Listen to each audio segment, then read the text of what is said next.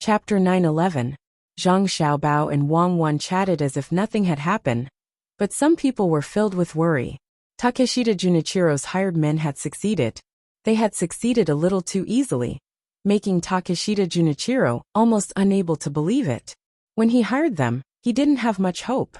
After all, they were Zhang Xiaobao and Wang Wan. What he didn't expect was that important things would really be thrown out from the two of them. Under such a very coincidental situation, could it be that this was the will of the heavens?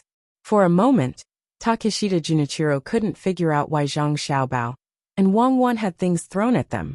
He decided not to think about it and opened the letter to read it again.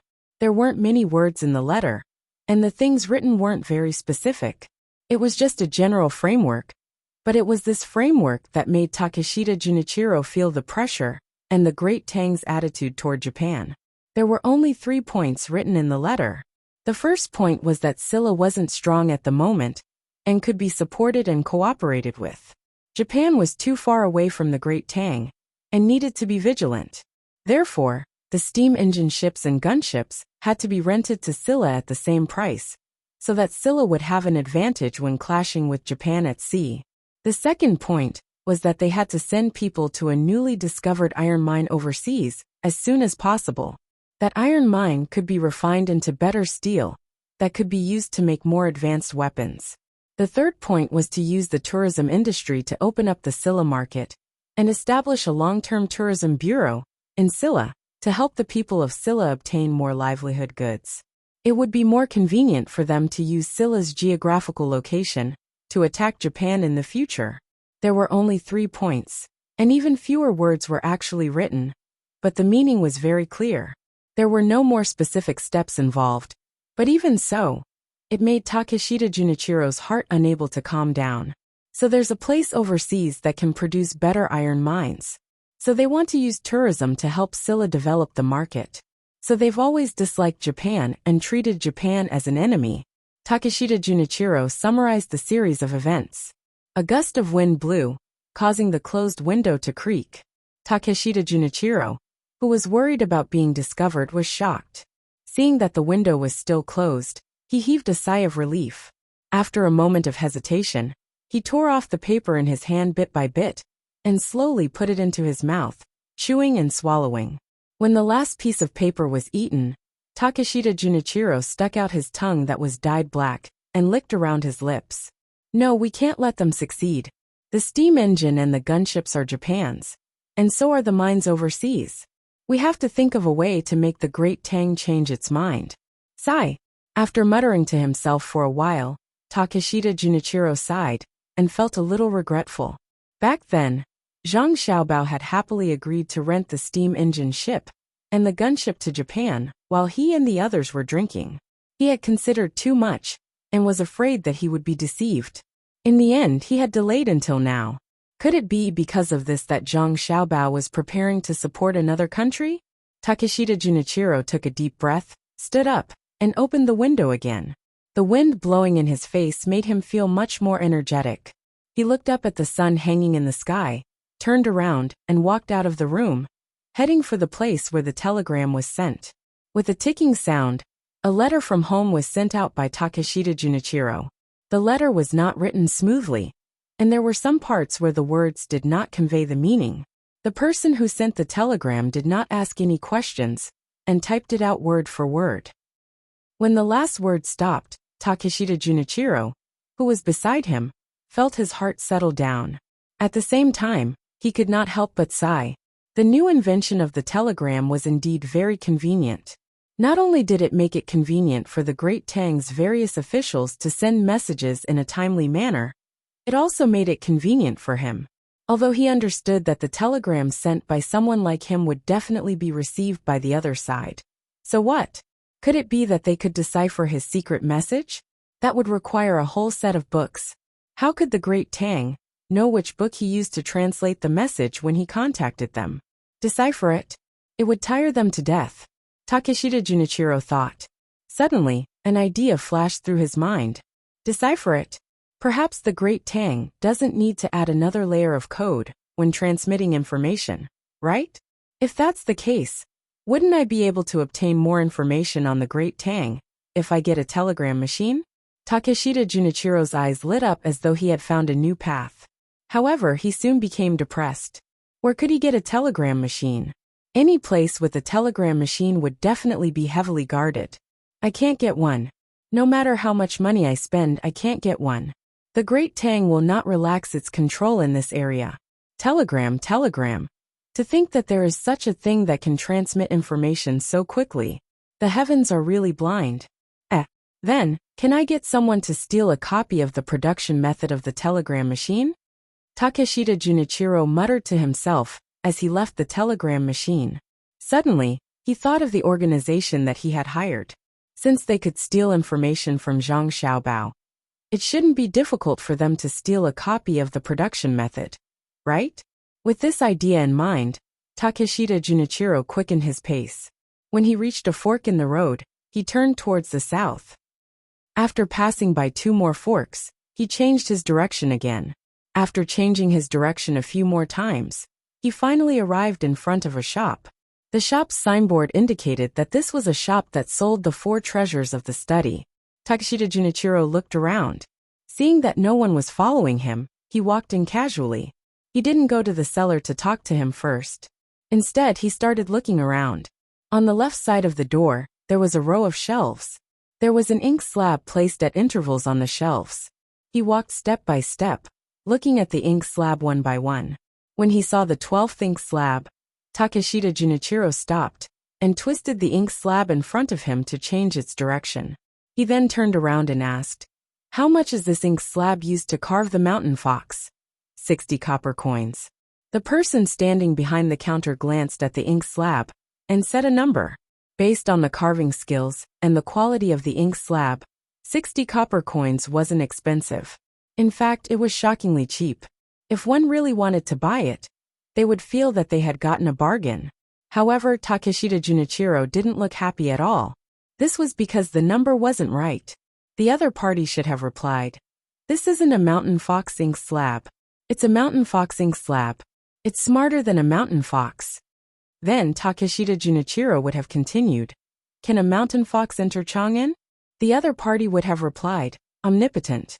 Following that, Takeshita Junichiro took the ink slab and entered with the shop assistant to discuss some matters. But why was the price given now? Takeshita Junichiro was puzzled. Could it be that he had entered the wrong place? He opened his mouth and after a while he asked, "This place isn't this?" "Sir, it's obvious that you come here often. Our shop has just changed hands and we want to do other business. That's why the price is so low. If you feel that it's still expensive, we can give you a lower price. Wait until we sell the rest of the goods and do other business," the shop assistant said with a smile. Boom! This sentence sounded like thunder in Takeshita Junichiro's ears. Unwilling to give up, he asked again. Then where's the original owner?" "I'm not sure. Could it be that you want to find the original owner? Then you can only ask the current owner." The shop assistant shook his head and revealed a regretful expression. Takeshita Junichiro also shook his head. No, I'm just asking casually." After saying that, Takeshita Junichiro was no longer in the mood to stay in the shop. He turned around and left dejectedly. After his figure disappeared, the shop assistant behind the counter, Weiwei, smiled and muttered to himself, "The original owner is naturally dead. He clearly knew that you were Japanese. He clearly knew that you were going to steal the young master of the Zhang family. Yet he still dared to accept the job. A traitor is more hateful than an enemy." During the dog days, even if the sky was covered by dark clouds, people would still sweat nonstop. Compared to the adults, the children did not sweat as much. Little Bei and the others did not sweat as much. They walked on the streets of Wanyan County and looked around. It was as though they were curious about every person or thing they saw. "It's so hot. What did Big Brother and Big Sister say?" Little Bei, who was standing under the shade of a tree by the roadside, kept wiping his sweat. He wiped his sweat as well. As he spoke, he looked at Little Yuan. Little Yuan was like a secretary. He had to remember everything that others said. He also had to memorize everything that Little Bei wanted to know. After all, he had a photographic memory. He was born to be a secretary. Little Yuan, who had already adapted to the role of a secretary, replied without thinking, "They said that we shivered even if it wasn't cold. We sweated even if it wasn't hot during the dog days." "That's right. I must have felt cold when I was in Luzhou. It must have been cold during the dog days. Otherwise, why would I be so afraid of the cold?" Little Bei said. "There's no dog days in Luzhou. Even if there was, Big Brother and Big Sister wouldn't let us feel cold." "That's heartless," Little Yuan retorted. "I'm just saying. Otherwise, it's too hot to just think about it. Look, my clothes are already soaked." Little Bei looked around and saw a small river not far ahead. An old man was sitting under a willow tree by the river fishing. He walked over. Xiao Yuan shook his head a couple of times and also followed behind. The others naturally did not go too far. Soon after, Little Bei came to the old man's side. He looked at the old man, and then at the fishing rod that was hanging in the water. He squatted there and rested his face on his hand. He did not say anything, and just watched silently. Zhang Chang, Zhang Fang, and the others were also squatting under the tree. Their eyes were looking here and there, each of them thinking about their own matters. Xiao Yuan took out a small book from his bosom and began to research. Xiao Hai found a wooden stick and began to write formulas on the ground. Xiao Zhu took down the drawing board on her back and found a good position to begin sketching. Just like that, the 9 little fellows each had their own tasks and stayed in silence. It was very harmonious. They were now on vacation. Zhang Xiaobao felt that he had taught them too many things recently, and it was not easy for them to understand. It just so happened that the weather was hot, so he let them come out to play. It was not far from the capital. Naturally, he did not give them any homework. They were still young, and they still had to play. As for what they wanted to do, he did not care. After watching for a while, Xiao Bei took out a bottle of warm water from his bag and slowly took a sip. He waited for the old man to reel in another fish. When he changed the bait, he smiled and moved closer to the old man, asking, "Grandpa, are you going to sell the fish you catch?" The old man had noticed Little Bei and the others when they came. Looking at their clothes, he knew that they were not children from an ordinary family. Therefore, he did not say anything. At this time, when he heard the cute child next to him ask, he first turned his head to look elsewhere. Seeing that there was no one else nearby, he kindly smiled and said, "I'm not selling. If I can catch one, I'll catch one. If I can't, it's fine. If I can catch a lot, I'll go back and fry it. If I can't, I'll make soup." "Oh, how many people are there in Grandpa's family?" As Little Bei spoke, she took out a small notebook and a pencil from her bag. She crookedly wrote a few words that no one else could understand. Only she could understand them. "Including me, there are 9 people in total. There is my wife, 2 sons, 2 daughters-in-law, 2 grandsons and 1 granddaughter. My granddaughter is 2 years older than you. She's 10 years older." The old man did not care why the little girl next to him was asking. He casually told her about his family. 10 years old doesn't mean that he's older than me by 2 years. I'm only 6 years old, so he's older than me by 3 years. I'm older, hee. Xiao Bei wrote a few more words in his notebook before asking, "Then does the old grandpa have enough money at home? Can he eat meat for every meal? How much oil do you use every time you cook?" This time the old man was shocked. He was shocked by the little girl's question. He was also shocked by the little girl's adult-like appearance. He asked in return, "Why are you asking this?" "I'm doing research.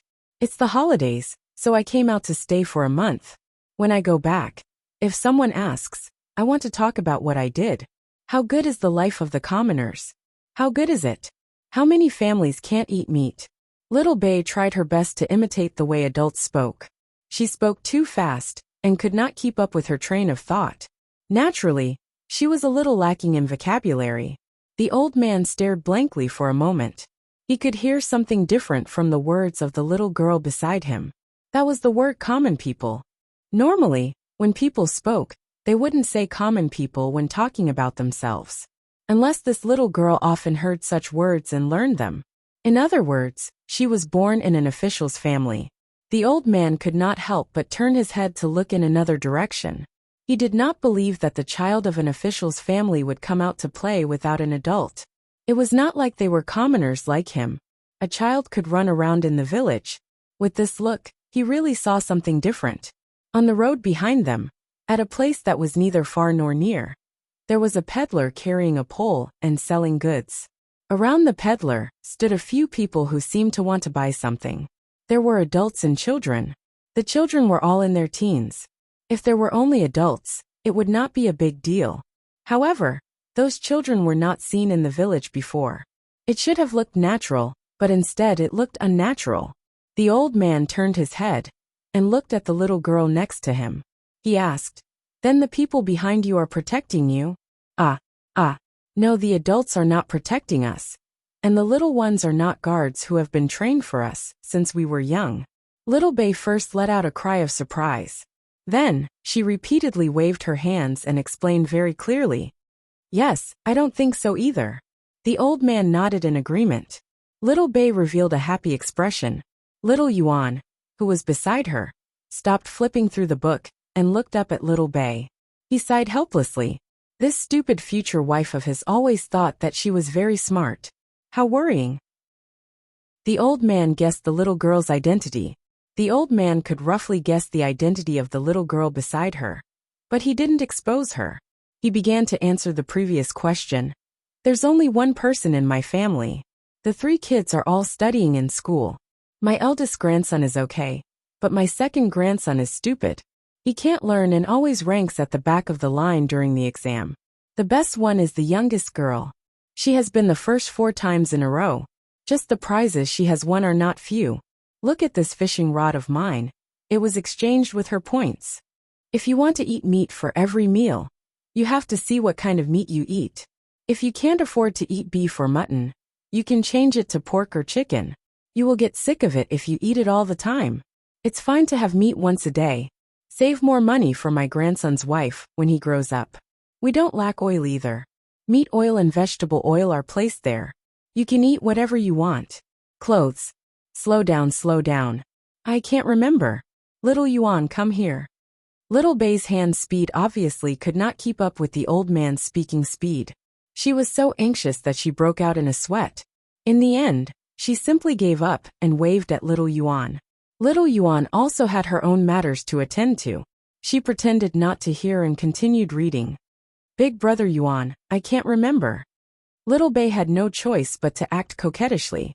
She realized that recently, her authority seemed to have been challenged. The words she said were not very useful anymore. Perhaps it was because the older Little Yuan was no longer afraid of tripping wires. This was a problem. As expected, Little Yuan liked this. She closed the book, squatted beside Little Bay, and pretended to listen. Little Bay smiled contentedly. The old man also smiled benevolently. He could see that this boy and girl were not from the same family. They did not look alike, and the little girl did not address him as an elder brother. He did not need to think too much to know that this pair was arranged by the 2 families. He gave his blessing to the 2 children in his heart. Growing up together was much better than getting married, without knowing what the other party looked like when they grew up. Following that, the old man continued. The clothes at home are bought and made by ourselves. Although the clothes in the ready-made clothes shop are not expensive, it is still not as fitting as the clothes made at home. The family rears 12 pigs and more than 60 chickens. The eldest son works in the capital as a servant in the Ministry of Works and earns quite a lot. The second son is close to home and is a small official in the county. Nowadays, the treatment of officials is better, especially when they are close to the capital. During the holidays, they can get a lot of things and the salary given is also more. Is it more than Sanshui County? Little Bay interrupted and asked. Hee, little girl, Sanshui County is not comparable to other places. That place gives more things, and the salary is also not small. I heard that once you leave that position, you will be given a lot of money. The old man looked in the direction of Sanshui County, and his words were full of envy. Yes. Once you leave Sanshui County, you will receive a large sum of money, enough to spend for a lifetime. If you do better as an official, you may not be able to spend it for several lifetimes. Being an official in Sanshui County is not easy. Your attitude has to be dignified, and your ability. That is called being upright. Little Yuan corrected at the side. All right, Little Yuan, Please correct your attitude first. Old Grandpa. I also said that your ability is also very great. Old Grandpa, please continue. Little Bei blushed and glared at little Yuan again. The old man finally laughed. Ha ha ha, alright, I will continue. The children at home have things to do, and the life at home is good. Although it is not as good as the rich, there is no need to worry about food, clothing, and accommodation. Even if there is a disaster, there is no need to worry. That is good. Little Yuan, write it down. The people are living very well. Old Grandpa, what about the land? Little Bei finally returned to normal and asked again. Land? Naturally, there is no space for farming. It is sold. It is sold to Boss Fong in the county. He bought a lot of land in the village and connected them together. During the farming season, he can help out and earn a lot of money, the old man said casually. Little Bei nodded. That is great.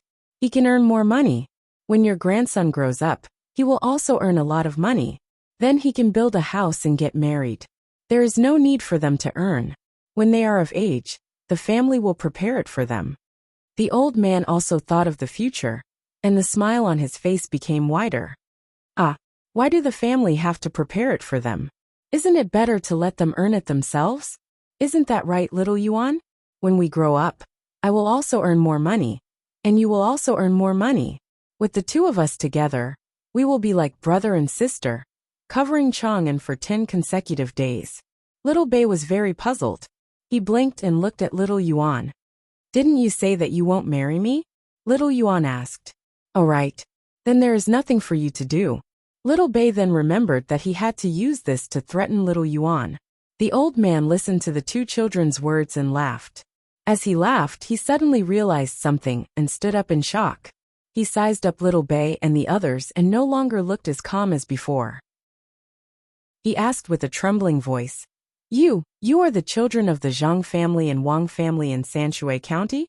Then the adults and children on the road are the vigorous seedling protection team? You are Zhang Xiaobei, and you are Wang Xiaoyuan?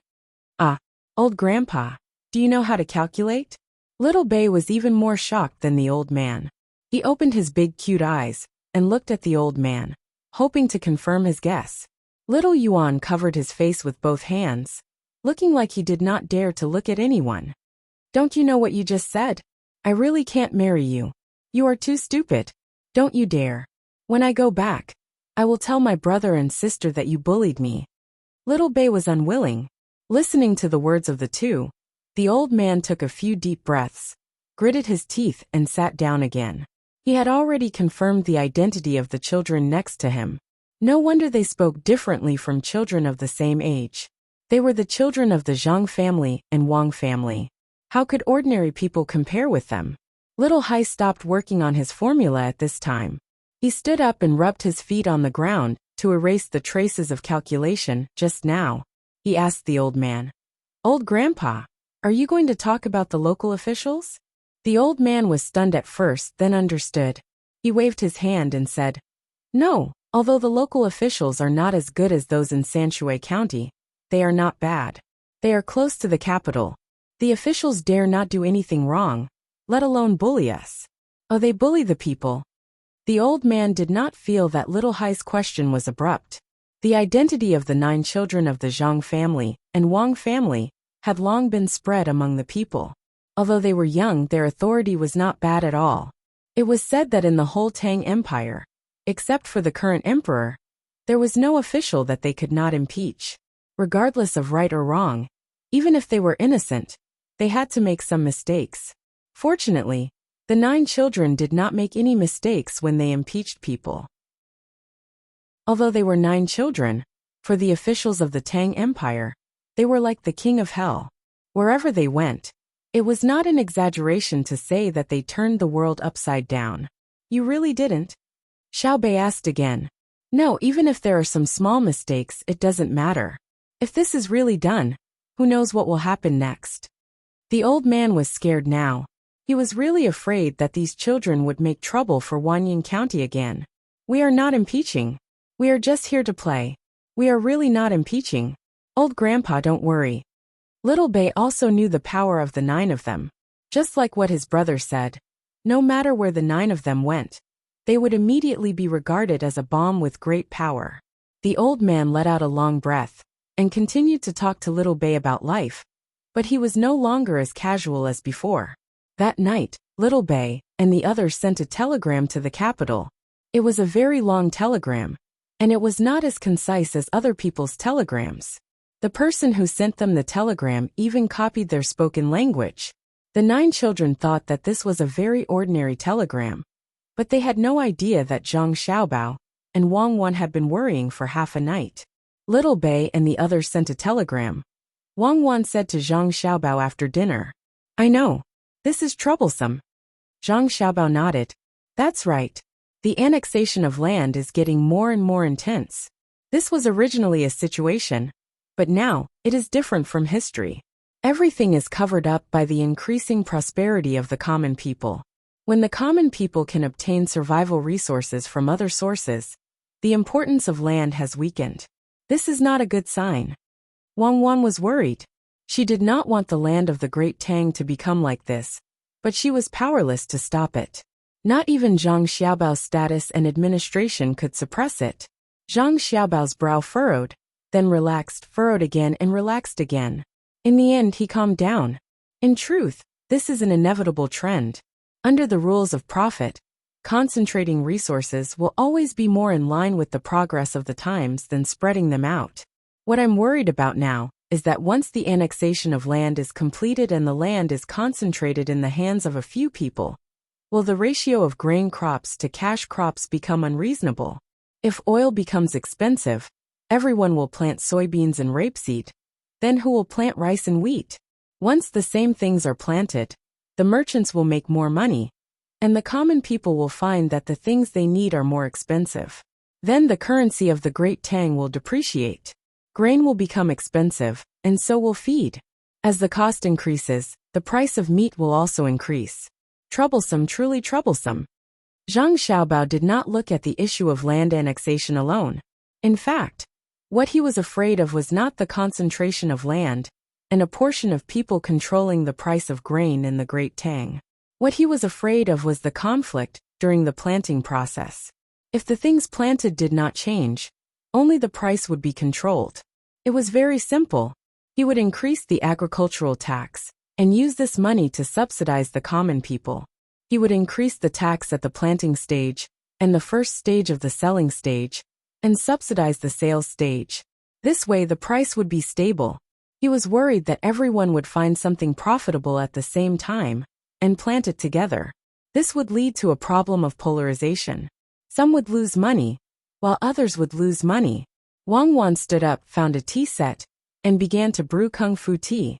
As she brewed, she asked, "Then do you have any ideas?" "It's not that I have any ideas, but whether this idea can be carried out well. I'm afraid that there will be policies from above and countermeasures from below."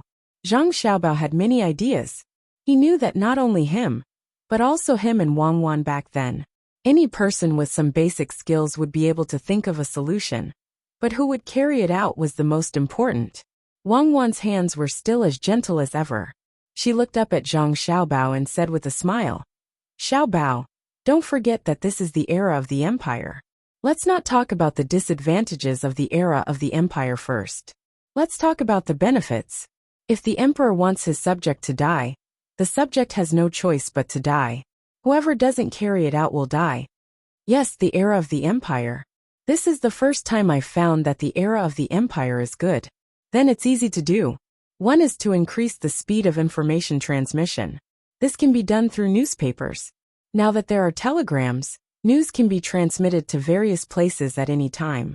The other is scientific planning. Let the local government of each place be in charge.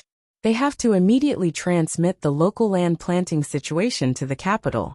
Then, a department in the capital will arrange what to plant in each place. That's enough. Zhang Xiaobao's eyes stared at Wang Wan's movements. That beautiful posture made Zhang Xiaobao feel that drinking tea was no longer important. Perhaps it was better to run to the bed and do something first. After busying for a while, Wang Wan finally steeped the tea leaves. The tea leaves were also washed. Then Zhang Xiaobao said, "Coordination is fine. Unified arrangements are also fine.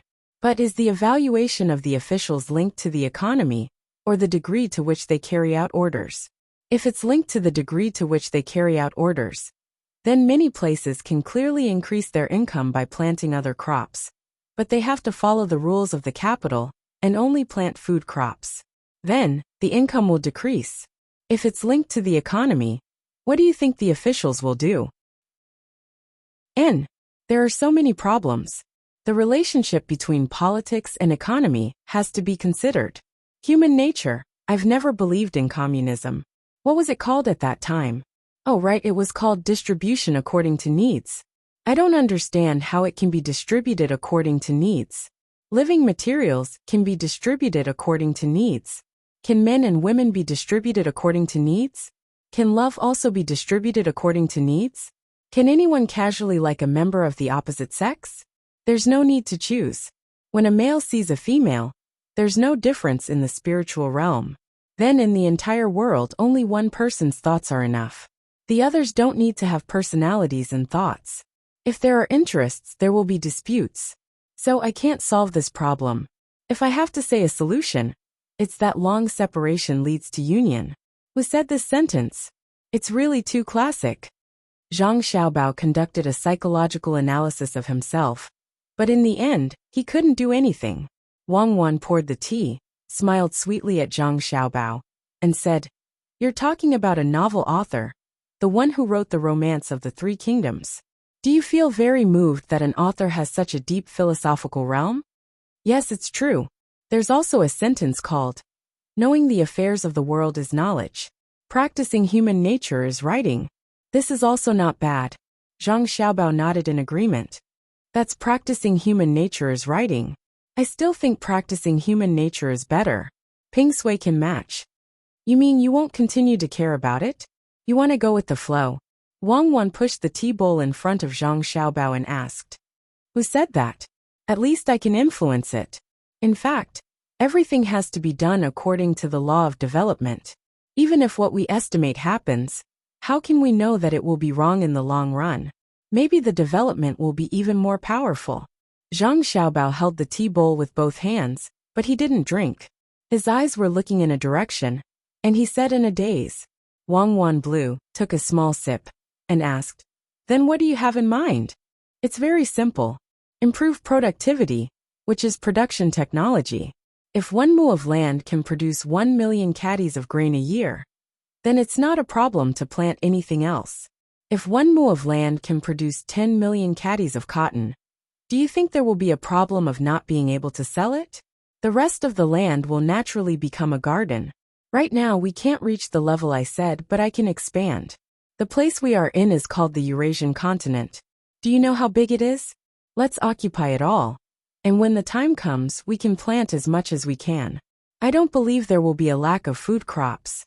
Zhang Xiaobao thought about it, and in the end, he thought of occupying the other places. Wang Wan felt that the temperature of the tea bowl was about right, so she drank it in one gulp and said, "I understand. What you need to do now is to keep expanding. After all, the population of the Tang Empire is not as big as ours. If we really expand, there will be a situation where there is land, but not enough people. What about in the future? In the future, do I have to care for 10,000 years? As long as I'm alive, I will care about this. In the future, if people can live on the sun, then I won't have to worry about it.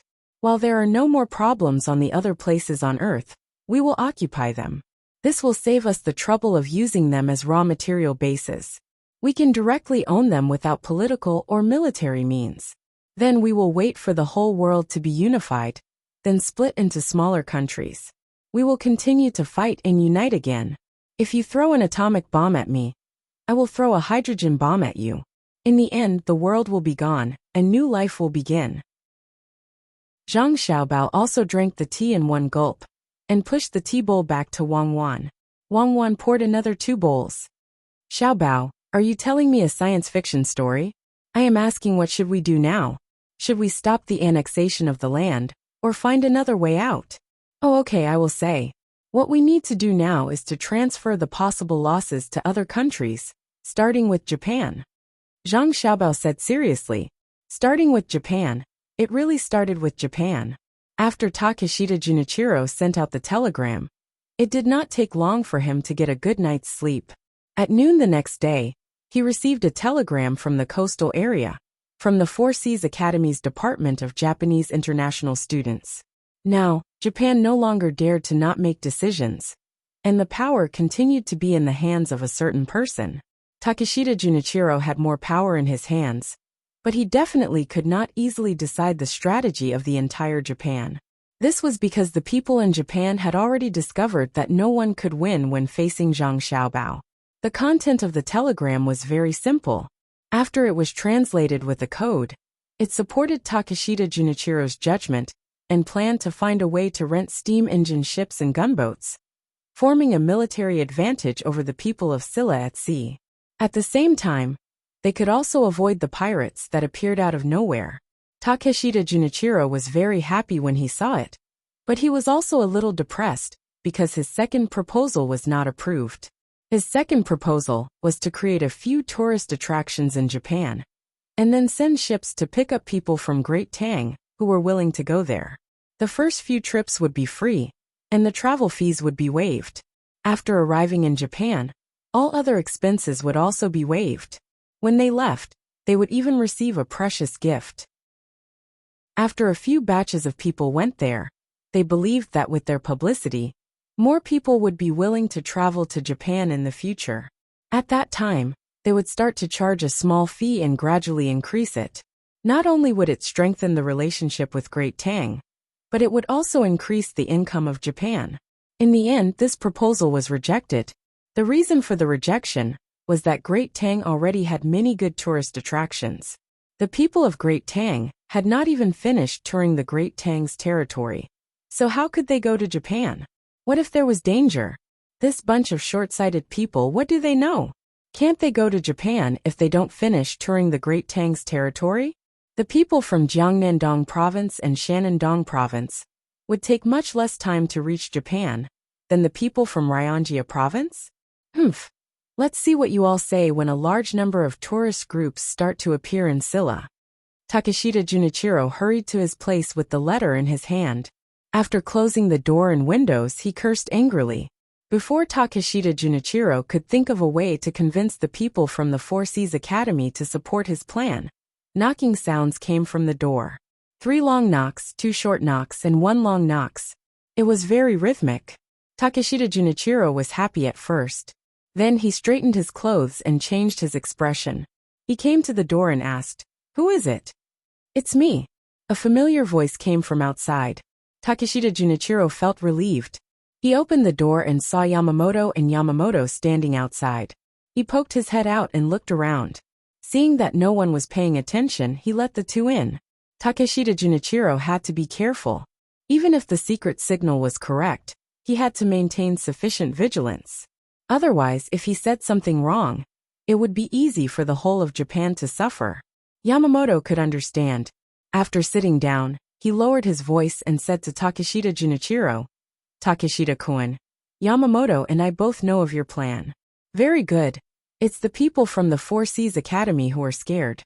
They don't dare to agree to 2 plans at the same time, afraid that they will fail at the same time. Yamamoto and I support you."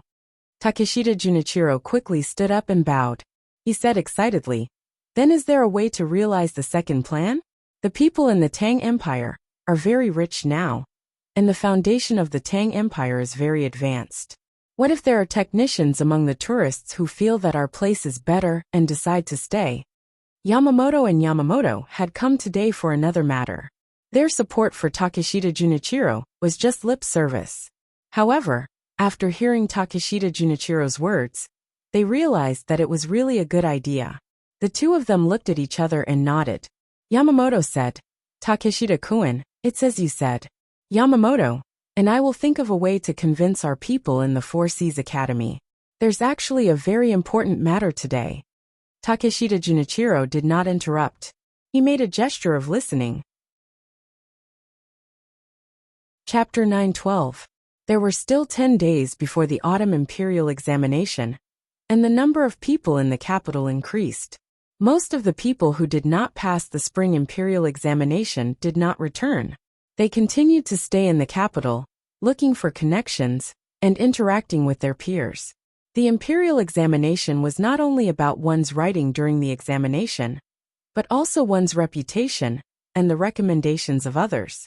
Almost all the students who were going to take the examination, regardless of their own standards, had to find a place to show off their talents. They went to the restaurant to drink wine, went to the brothels to write poems for girls, and tried their best to promote themselves. There was a trick to this, and that was to gather people together. They did not care about the quality of others' writing, nor did they care about whether the opinions of others were reasonable or not. As long as there was a chance, they would praise others. Today, you flatter others, and tomorrow, others might follow suit and flatter you as well, as if they were on good terms with you.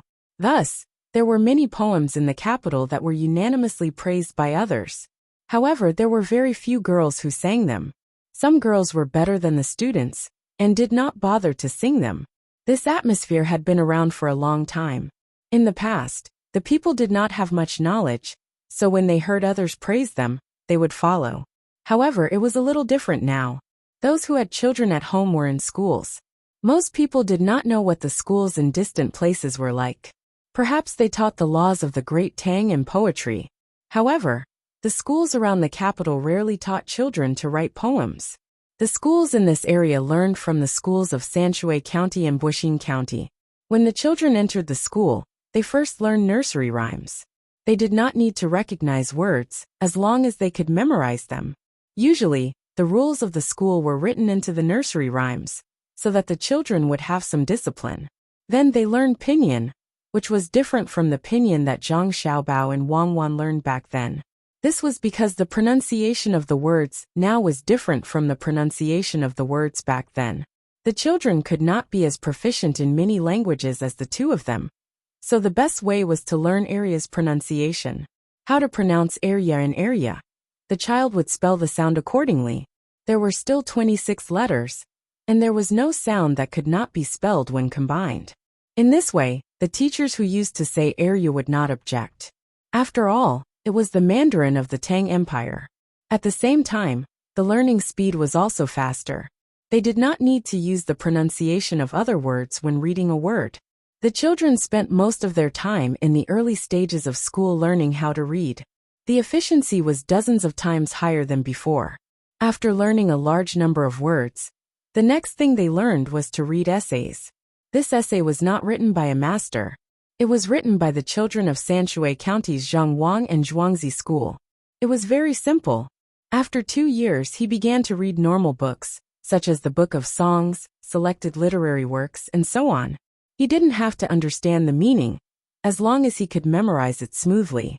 Then, there would be a teacher, who would translate it, and explain it from simple to deep. In this way, after 5 or 6 years of school, the children's appreciation level would also improve. As for grades, it was not so important. The teacher would look at each child's different personality, and which aspect of their learning was best to focus on nurturing. This was the real quality education that Zhang Xiaobao and Wang Wan needed. As for foreign languages, there was no need for the children to learn them. That was a branch that they wanted to continue learning after they graduated from primary school. There was no need to ask all the children to be proficient in a foreign language. According to Li Longji's words after being fooled by Zhang Xiaobao, it was, "In the future, wherever the sun rises, the people there must know how to speak the language of Tang. Why should the children of Tang waste time?" People who learned foreign languages were also specialized in studying the history of other countries in the future. With so many children with a high level of appreciation, those students who wrote crooked poems were out of luck. It was common to hear the poems of students coming out from restaurants, tea houses, and small shops. It was also common to encounter children who pointed out how messy the poems were in front of their faces in such places. When Wang Wan, who was waiting for the fall quarter examination, found out about this situation, she smiled and said to Zhang Xiaobao, "Do you think we should take out modern poems and let the children who have just finished primary school learn them? Modern poems? What's wrong with that?" Zhang Xiaobao was also working hard. Seeing that the exam was coming, he had to revise. Although the position of the top scorer had been confirmed, he couldn't do badly. Since it involved a lot of literature, he naturally had to have a good result. Otherwise, it would be too embarrassing. When his father was the top scorer in the exam, he found someone and used a lot of conditions in exchange. However, his father's paper was not bad at all. Even if it was just based on knowledge, no one would refute it. Zhang Xiaobao was now looking at the papers of the top scorers in the entrance exam. He found a pattern in them and waited for the top scorers to become the top scorers. Wang Wan was also learning. She also wanted to see how she was. She wouldn't easily give the top scorers to Zhang Xiaobao.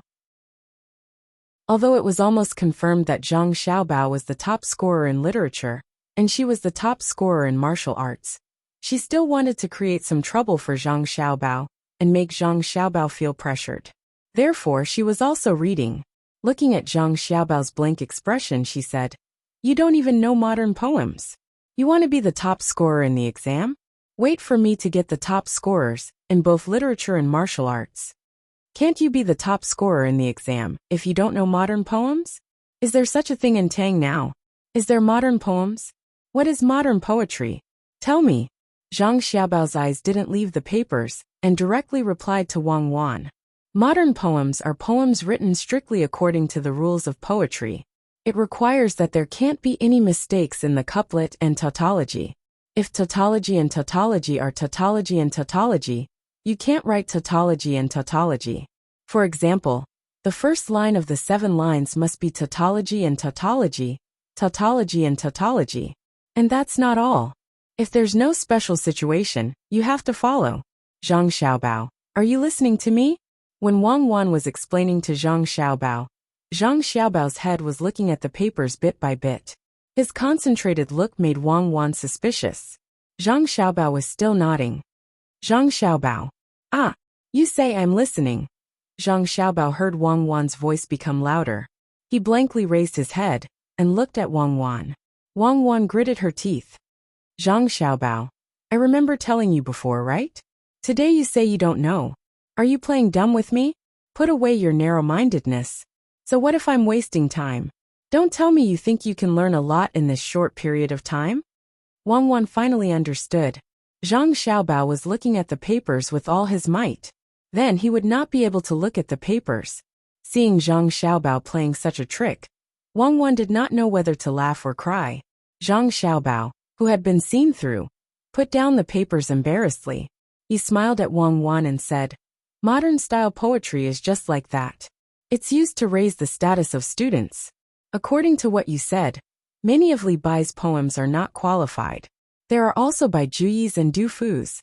How many of these poets of the Tang dynasty wrote poems that are all in modern style? Look at Li Bai's and able to lower his brows and bow to the powerful. What kind of poem do you think that is? Was it a 7-word one or a 5-word one? I feel that many of Li Bai's poems are actually not poems or words.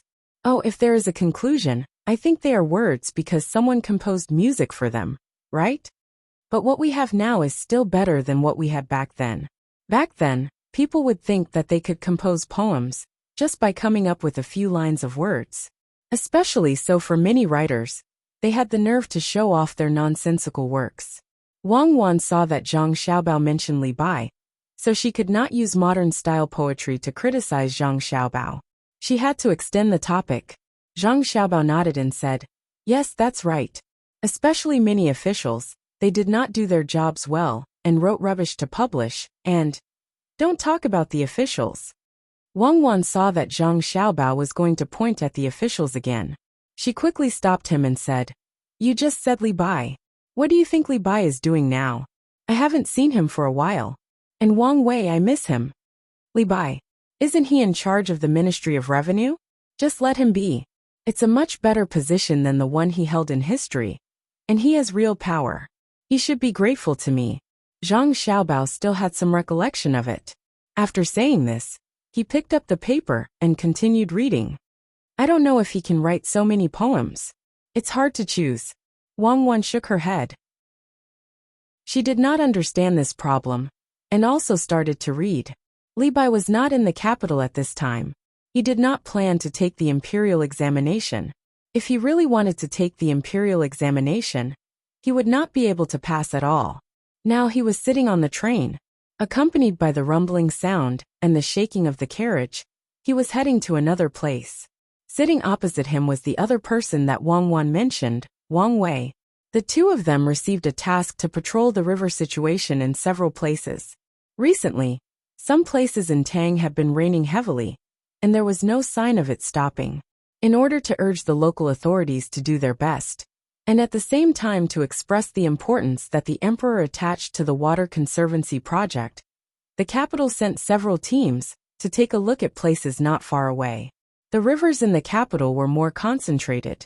The two of them were now going to Hongnong, a tributary of the Honglu River. Recently, there was a rumor in the capital that the officials there had embezzled the money for the water conservancy project. It was easy to get into trouble. Li Longji did not have the time to care about it, and he was afraid that other people would not be able to suppress the situation. Therefore, he sent Li Bai and Wang Wei. Li Bai was in charge of the Ministry of Revenue, and he was in charge of the land and taxes. Wang Wei was in charge of the water conservancy project, and they were in charge of the water conservancy project. However, they did not bring anyone with them. When they arrived at the place, they had to borrow people from the local government. This made the two of them slightly worried that the task would not be easy to complete. Is there anyone who wants wine? It's 5 copper coins per serving, and there are also 4 side dishes. While Li Bai and Wang Wei were sitting opposite each other and thinking about this, the person who was pushing the cart on the train came over. This train did not have a dining car, and it was too wasteful. More importantly, the train had a lot of wooden structures, so they were worried that they would catch fire. Therefore, they could only get people to push the cart to sell them. The price was not expensive, and it was the same as the ordinary snack bars in the capital and Luoyang. It was Zhang Xiaobao's suggestion. As he had taken the train at that time, the items sold on the train were very expensive. In the end, not many people bought them. Many people who were prepared to take the train bought them before boarding. Therefore, Zhang Xiaobao decided to take a measure to make things convenient for the passengers. The price of the items sold on the train was not high, and it was fair. Although it was called fair, it was actually equal to the price of the capital and Luoyang. It was not really fair, but it was not bad. However, Wang Wan did not think so. She felt that before Zhang Xiaobao went abroad to develop his career, he must have been on the train and did not have enough money to buy boxed meals. He had the experience of going hungry and could only drink free hot water to fill his stomach. Zhang Xiaobao denied this. The truth behind the train selling goods at a flat price was buried, but the goods were not bad. Wang Wei smacked his lips and took out 5 coins from a hidden pocket in his sleeve. He stacked the coins together and did not place them one by one in front of him. He said to the seller, "Give me a serving. Do you have chess pieces? I'll buy one too." "All right, here's the wine you wanted." The seller put a wooden wine jar between the two of them and filled it up with another pot. He then took out 2 small wooden wine cups and 4 small dishes. He said, "The wine jar and wine cups are borrowed. You are not allowed to take them away. We also have chess. What kind of chess do you want?" It was the first time for Wang Wei to take a train, so he was very surprised. He looked at the seller and the wine and dishes in front of him and asked, "What if I secretly take them away? For example, what will you do with these small dishes?" The seller was stunned. He lowered his head and did not know what to say. He hesitated and did not say anything. "Just say it. We are officials of the imperial court." Li Bai also wanted to know the consequences of such a thing. Could someone check his belongings when he went out? Or send someone to watch him? When he got on the train, he and Wang Wei did not show any evidence. Therefore, no one could find them. The seller carefully looked at the two of them. For a moment, he couldn't tell whether the two of them were officials or not. But he knew that the two of them were definitely not ordinary people. The material of their clothes was better, and they looked almost the same. After thinking for a while, he finally said, "In fact, what I said just now was to remind you to take the things away. It is not that I don't want you to take them. If you don't take them, it will be difficult for me." Huh. Li Bai and Wang Wei made a puzzled sound at the same time, and looked at the seller in confusion. There was no need for the two of them to continue asking. The seller continued. You can take a look at the wine jar and the dish. You will understand after looking at them. Li Bai pinched the edge of a dish and picked it up to look at it. Wang Wei also picked up the wine jar and looked at it. They found that there were pictures and words engraved on it. There was a picture of a train and the words "Safe Journey." They looked at each other, but still did not understand what it meant. The seller waited for the two of them to finish looking at it and said, in fact, this is a method that someone came up with. It can make the passengers on the train spend more money. How can we spend money? Isn't it a profit if we take it away? Li Bai asked. Now it is a profit because there are words and pictures on it. When you take it off the train, you can show it to others and let others know that you have been on the train. Since you have been on the train, those who have never been on the train will naturally be curious and think that you are a decent person. They will ask you how it feels to take the train. Will you tell them then? The seller explained and asked in return. Wang Wei thought carefully and looked at Li Bai. Li Bai nodded. The two of them understood that this was an opportunity to show off. The train was only between Chang and Luoyang. If they took it out first, others might not know about it, but they had been on it. If someone asked about it, of course they had to tell them about it. For example, when they arrived at Hong Nong's place, and an official asked them about it, they felt that it was really good. Wang Wei put down the wine jar and said, even so, what does it have to do with making money? I reckon that you are just keeping your capital, and won't make any profit at all. Am I right? Sir, you're absolutely right. The seller addressed the two of them, according to their identities as officials. Now the wine and dishes we sell on the train are indeed kept as the capital, but that is only for a month. After the train has been running for a month, if you want to buy it when you are on the train, you will have to leave a deposit. A set costs 5 copper coins. Otherwise, you will have to change to another kind of paper without words and pictures. If two people take the same train, one of them leaves a deposit and takes the thing away, while the other is reluctant and doesn't take it away. Both of them are from the same village. When they go back and brag that they have been on the train, others will naturally believe them. There is no coercion. If you want to take it, take it. If you don't want to take it, forget it. If you don't want to spend the money, you will not take more money. Don't you think so? The seller continued to introduce the business idea. Wang Wei and Li Bai nodded. Indeed, the two of them admitted that this method was really too good. When bragging, one should at least take out something decent. I wonder who came up with this idea? Li Bai asked curiously. Wang Wei thought for a while and asked, could it be the idea of Zhang Jidushi? I guess only they would do this kind of thing. Wang Wei, who had a good understanding of Zhang Xiaobao, didn't believe that such a method was something that an ordinary person could come up with.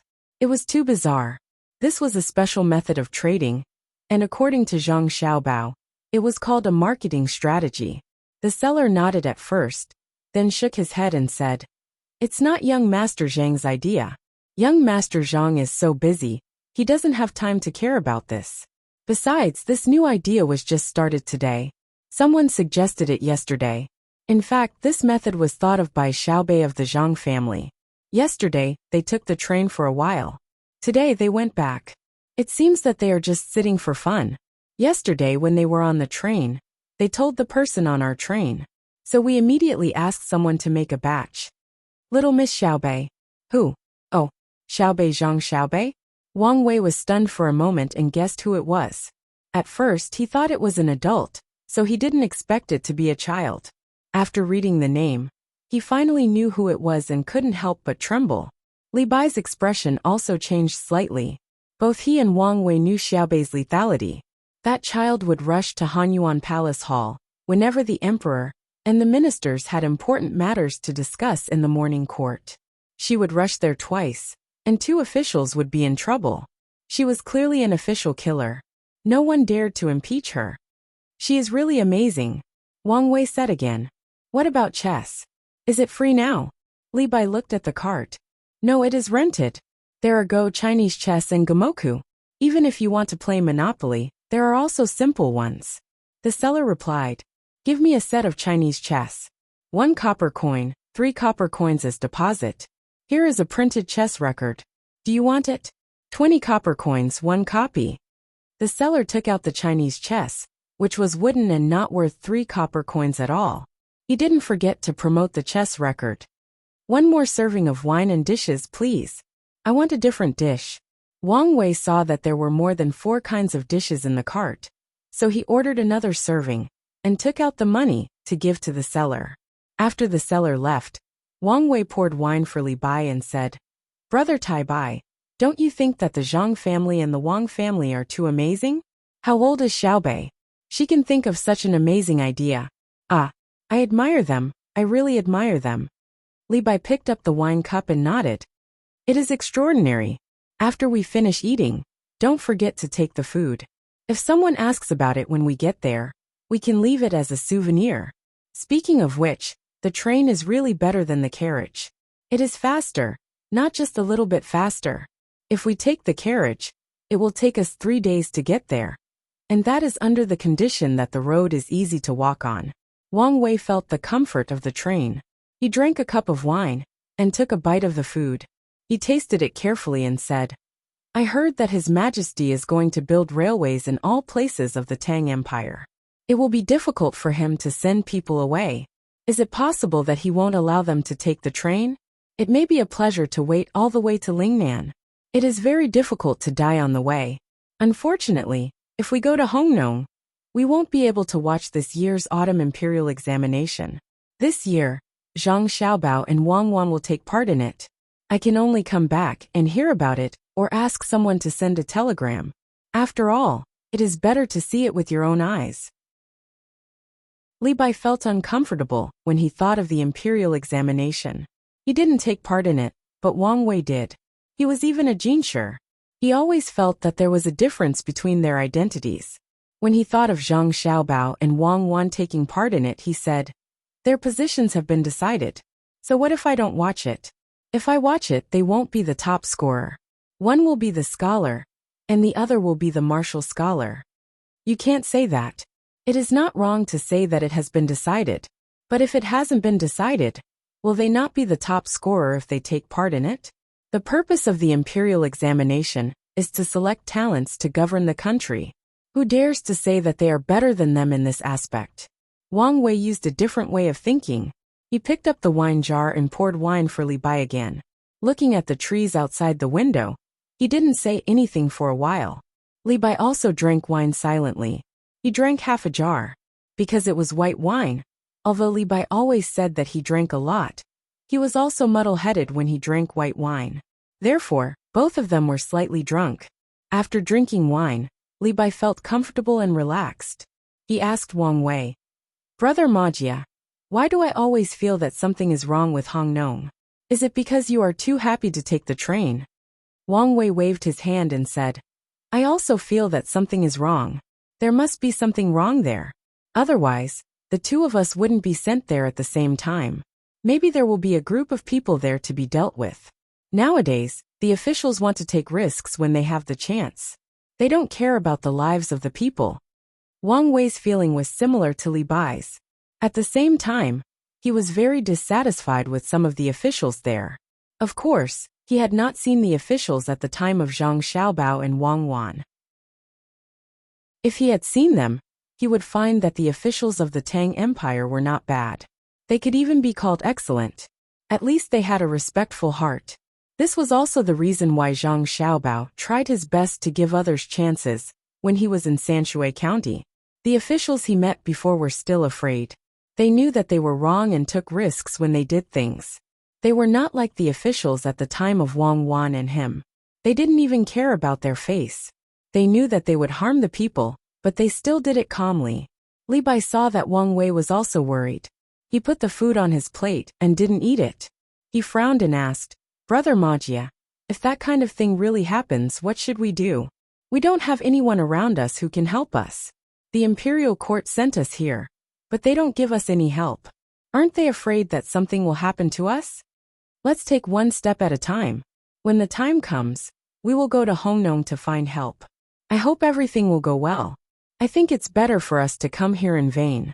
If something really happens, it may be over there." Under the natural disaster, It's difficult to handle it. I don't know how many people will suffer. Zhang Xiaobao is not willing to organize the relief in person now. It's going to be difficult. Wang Wei also stopped eating. He was like Li Bai. As scholars, he hated evil as if it was an enemy. The two of them were silent for a while. Only the rumbling sound of the train was in their ears. But it made them feel that the sound was so far away. It was so unreal. Everything was like a dream. Taking such a fast train, they were going to a place where there might be a vast ocean. The progress of technology and the hardship of the people formed a strong contrast. Thinking about it, the speed of the train gradually slowed down. Then it stopped at the platform. Some people got off, and some people got on. After a while, it rumbled again and gradually accelerated away. Li Bai came back to his senses. Looking at the trees that began to move backward again, he said, "Is it true that human beings can't go against the heavens? What about when Zhang Xiaobao and Wang family went to Luzhou? What about when they broke the dam of the Yangtze River in Shuzhou? If the heavens want to punish the people of Luzhou, they can say that they have been going against the heavens. Didn't they come here? You still want to compete with them? Didn't you see the children in their family? How old were Zhang Xiaobao and Wang Wan at that time? They were already able to help distribute supplies. Look at Xiaobei and the others now. They are all like smart people. They can't be compared with them at all. If you really want to compete, go to Xinlua. I'll give you a few thousand soldiers. Let's see if you can scare them. I guess when Xinlua hears that you are leading the army, their general will be very happy." Wang Wei did not give Li Bai any face at all.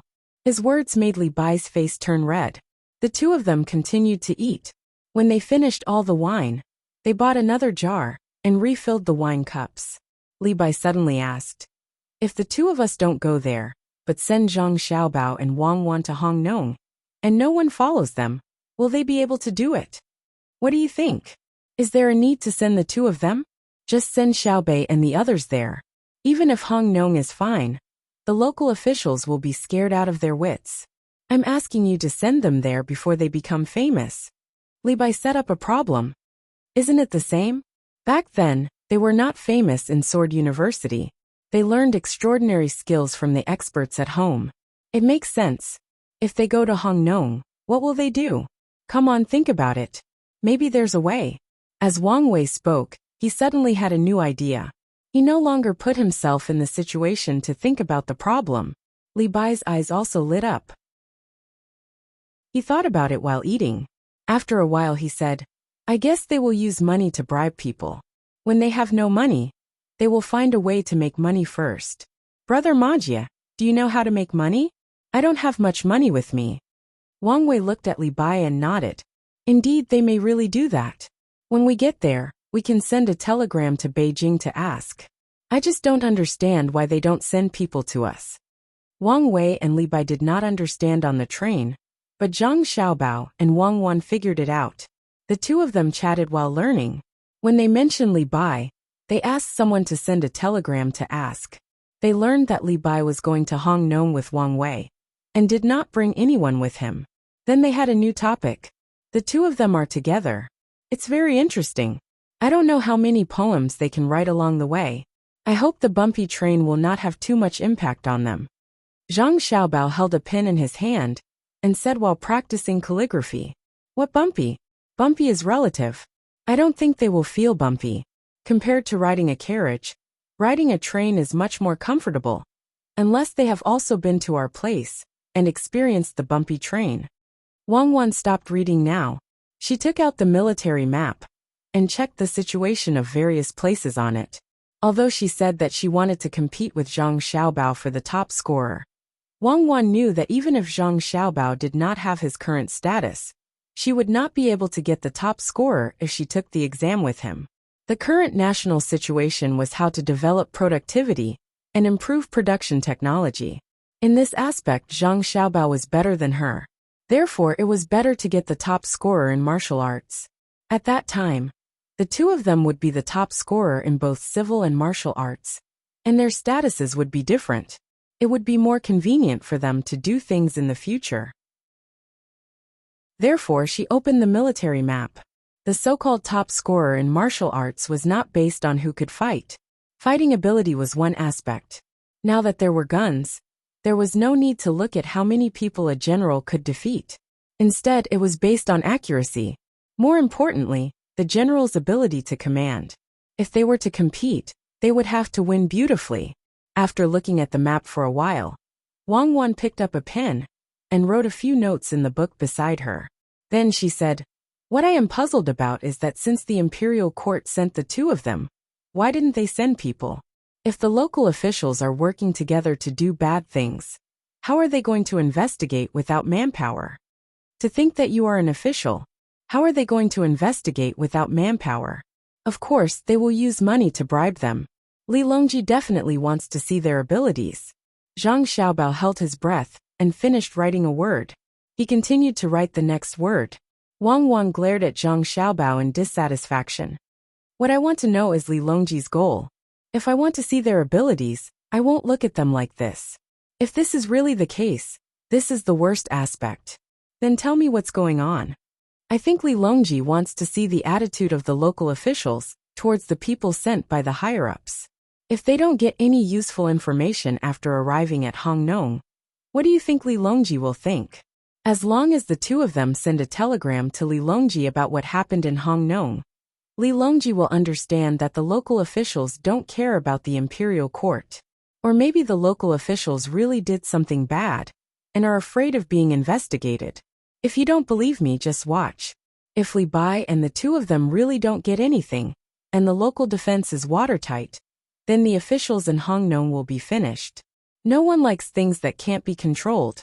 Wang Wan analyzed Zhang Xiaobao. Since Zhang Xiaobao said that she was an official, she had to consider the thoughts of an official. Zhang Xiaobao didn't say anything directly and continued to write. When he finished writing and reached for another piece of paper, Zhang Xiaobao suddenly put down his pen and turned to look at Wang Wan. "I understand. That damned Li Longji. He's planning to do something to us. What plans do we have for him to make? Don't tell me he's not going to let us take the imperial examinations? That's good. Let's go back to the northeast. It'll be so comfortable there. We can even build snowmen in the winter." Wang Wan didn't guess the reason this time, and she didn't know where Zhang Xiaobao came to this conclusion. Zhang Xiaobao wasn't in the mood to write anymore. He called someone in and asked them to send a telegram to Xiaobei and the others to ask about their situation. Then he said to Wang Wan, "Of course we won't leave, but Xiaobei and the others are going back and forth. They're in Wanning County, not far from Hongnong. Didn't Xiaobei and the others say that they took the train for fun yesterday? They helped the train come up with a good way to make money, without forcing others to spend money. Since they can take the train for fun, it's not a big deal to go to Hongnong while they're at it. Li Longji wants to see if the officials in Hongnong cooperate. At the same time, he wants to test Li Bai and Wang Wei. I think it won't be long before Li Longji sends us a telegram and tells us that he wants Xiaobei and the others to go to Hongnong to take a look." Really? If Xiaobei and the others receive Li Longji's telegram, they'll definitely go over happily. Does Li Longji want to scheme against Xiaobei? It's so infuriating. Wang Wan said angrily, then suddenly laughed. Chapter 913. Hearing the person's words, Zhang Xiaobao looked at Wang Wan, meaning to say, "See, I'm right? Li Longji was planning to do this. He wanted to see the local officials in Hongnong and see if Li Bai and Wang Wei were serious." What else could Wang Wan say? She replied with a "You're amazing" expression. She nodded at the person and let him leave. Just as the person left, another person came in and said to the two, "Young master, young lady, there's news from the palace. His Majesty said that he sent young lady Xiaobei to Hongnong to keep an eye on Li Bai and Wang Wei. He asked the two of you not to worry." "Got it," Zhang Xiaobao said. After the person left, Zhang Xiaobao said, "This Li Longji can't deal with us, so he set his sights on Xiaobei and Wang Wei. Is this his only ambition? Why does he have to set the age of his opponents below 10 years old? He even told us not to worry. Of course, I'm not worried. Xiaobei and Wang Wei have hundreds of guards, so what's there to worry about? Xiaobei has been betrayed, and he even helped others count the money. Seriously, this won't do. I have to get back at Li Longji for this matter." Zhang Xiaobao said with a smile. He could imagine how excited Xiaobei would be when he received Li Longji's secret telegram. At the same time, he prayed for Hong Nong's people, hoping that they didn't have any weaknesses. If there was really a problem with the river in Hong Nong, it would really be over. If they were targeted by Xiaobei and his 9 children, they wouldn't be able to get away with anything. Wang Wan also laughed at the side when she thought of the cute appearance of Xiaobei and the others valiantly killing their way over. She couldn't help but laugh. That's good too. Xiaobei and the others are Great Tang's patrol envoys. They have the authority and duty to patrol the entire Great Tang. There's no one in Great Tang that can't be checked. They can't just enjoy the treatment, right? When did they enjoy the treatment? Even their clothes were made by us. Dear, this shows a problem, Zhang Xiaobao said, curling his lips. What is it? Wang Wan asked. This shows that it's not easy for Li Longji. It's not that easy to be the emperor. He's always suspicious of this and that, and there are very few people he can truly trust around him. Even Li Bai and Wang Wei aren't at ease with Li Longji, Zhang Xiaobao explained. Then why did we let Xiaobei and the others go? Don't tell me you're not worried about them? That's right. The only people that Li Longji can trust now are people like Xiaobei. Kids are easy to win over. Just give them candy, and they'll know what's good for them. Zhang Xiaobao shook his head helplessly. Wang Wan smiled again. Then let's see how far Xiaobei and the others can go. It would be best if they could kill a few people. Would Hong Nong's people dare to make a move on Xiaobei? Attack. If they attack, it won't be a problem of killing a few people. Send a telegram to Xiaobei and ask them to come back quickly. Perhaps after the imperial examinations, we will immediately return to the northeast and settle the matters there as soon as possible. Zhang Xiaobao then called someone over to send the telegram. He looked at the sky outside and said, Takeshita Junichiro better move quickly. Otherwise, my arrangements will be easily seen through before the Jiangnan East Road people make their move. Even without Zhang Xiaobao's urging, Takeshita Junichiro was already working very hard. He assigned tasks to Yamamoto Kazumanji. On one hand, he was to buy land in Tang Dynasty. On the other hand, he was to find people to investigate the Ministry of Works.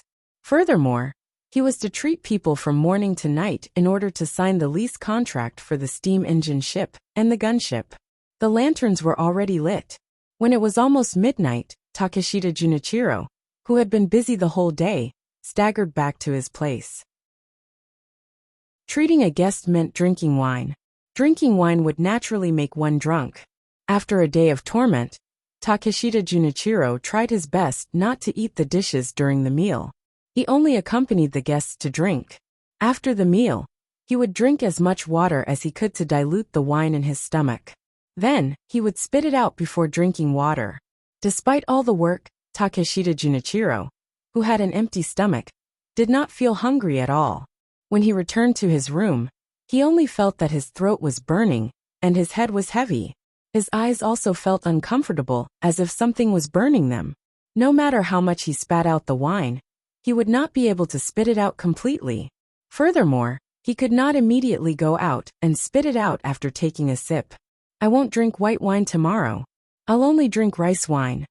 Takeshita Junichiro lay on the bed and rolled back and forth naked, hoping to find a comfortable position as he muttered. In the past, he thought that he could drink very well. After all, Japan's traditions were not much different from China's. Even the clogs and rice that he wore were learned from China.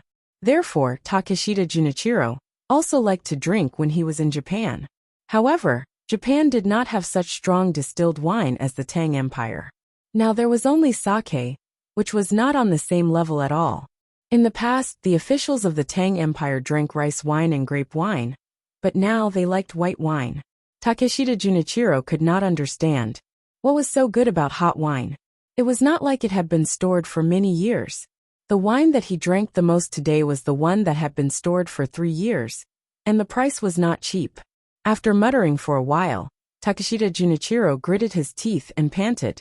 Every time he panted, he would exhale a large amount of alcohol from his mouth. There was no part of his body that was not hot. Even his stomach was hot. He wished that there was a swimming pool in front of him right now, and he could jump into it. It had to be cool. and it would be best if there were ice cubes in it. Just as he was feeling uncomfortable, Yamamoto also came back. His footsteps were also light, as if he was stepping on clouds. He also took off all his clothes. First, he ran to the other bed beside Takeshita Junichiro and lay down.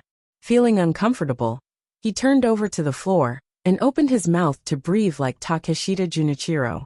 Realizing that there was another person in the room, Takeshita Junichiro shook his head and stuck it out of the bed.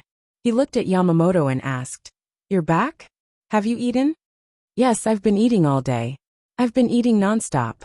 Yamamoto's vision was hazy, and his ears were not very good. He tried his best to understand what Takeshita Junichiro was saying and replied, "Then go get some ice back. We'll eat. Ice cream is fine too." Takeshita Junichiro was really unwilling to move, so he could only instruct Yamamoto. However, Yamamoto was not angry at all, because he was also feeling uncomfortable. Just as he was thinking of a solution, when he heard that they were eating ice cream, he felt that it was fine. He got up, put on his clothes, and went out to buy ice cream. 15 minutes later, Takeshita Junichiro and Yamamoto, who had eaten more than 10 ice creams in a row, finally felt comfortable. At the very least, their heads did not hurt as much, and their ears were no longer buzzing. Takeshita Junichiro slowed down his eating speed and asked Yamamoto, "What did the people from Scylla say? Did they say how much they were willing to pay to rent it? How many boats do they plan to rent? You just drank with them all day. What did they ask you?" Today, Yamamoto had gone out to make contact with the people from Scylla.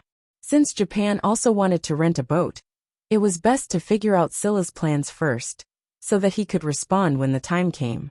In fact, the last question Takeshita Junichiro asked was what he was most concerned about. He was afraid that Yamamoto would accidentally be asked something important. That would be troublesome, and his side would have to change their plans.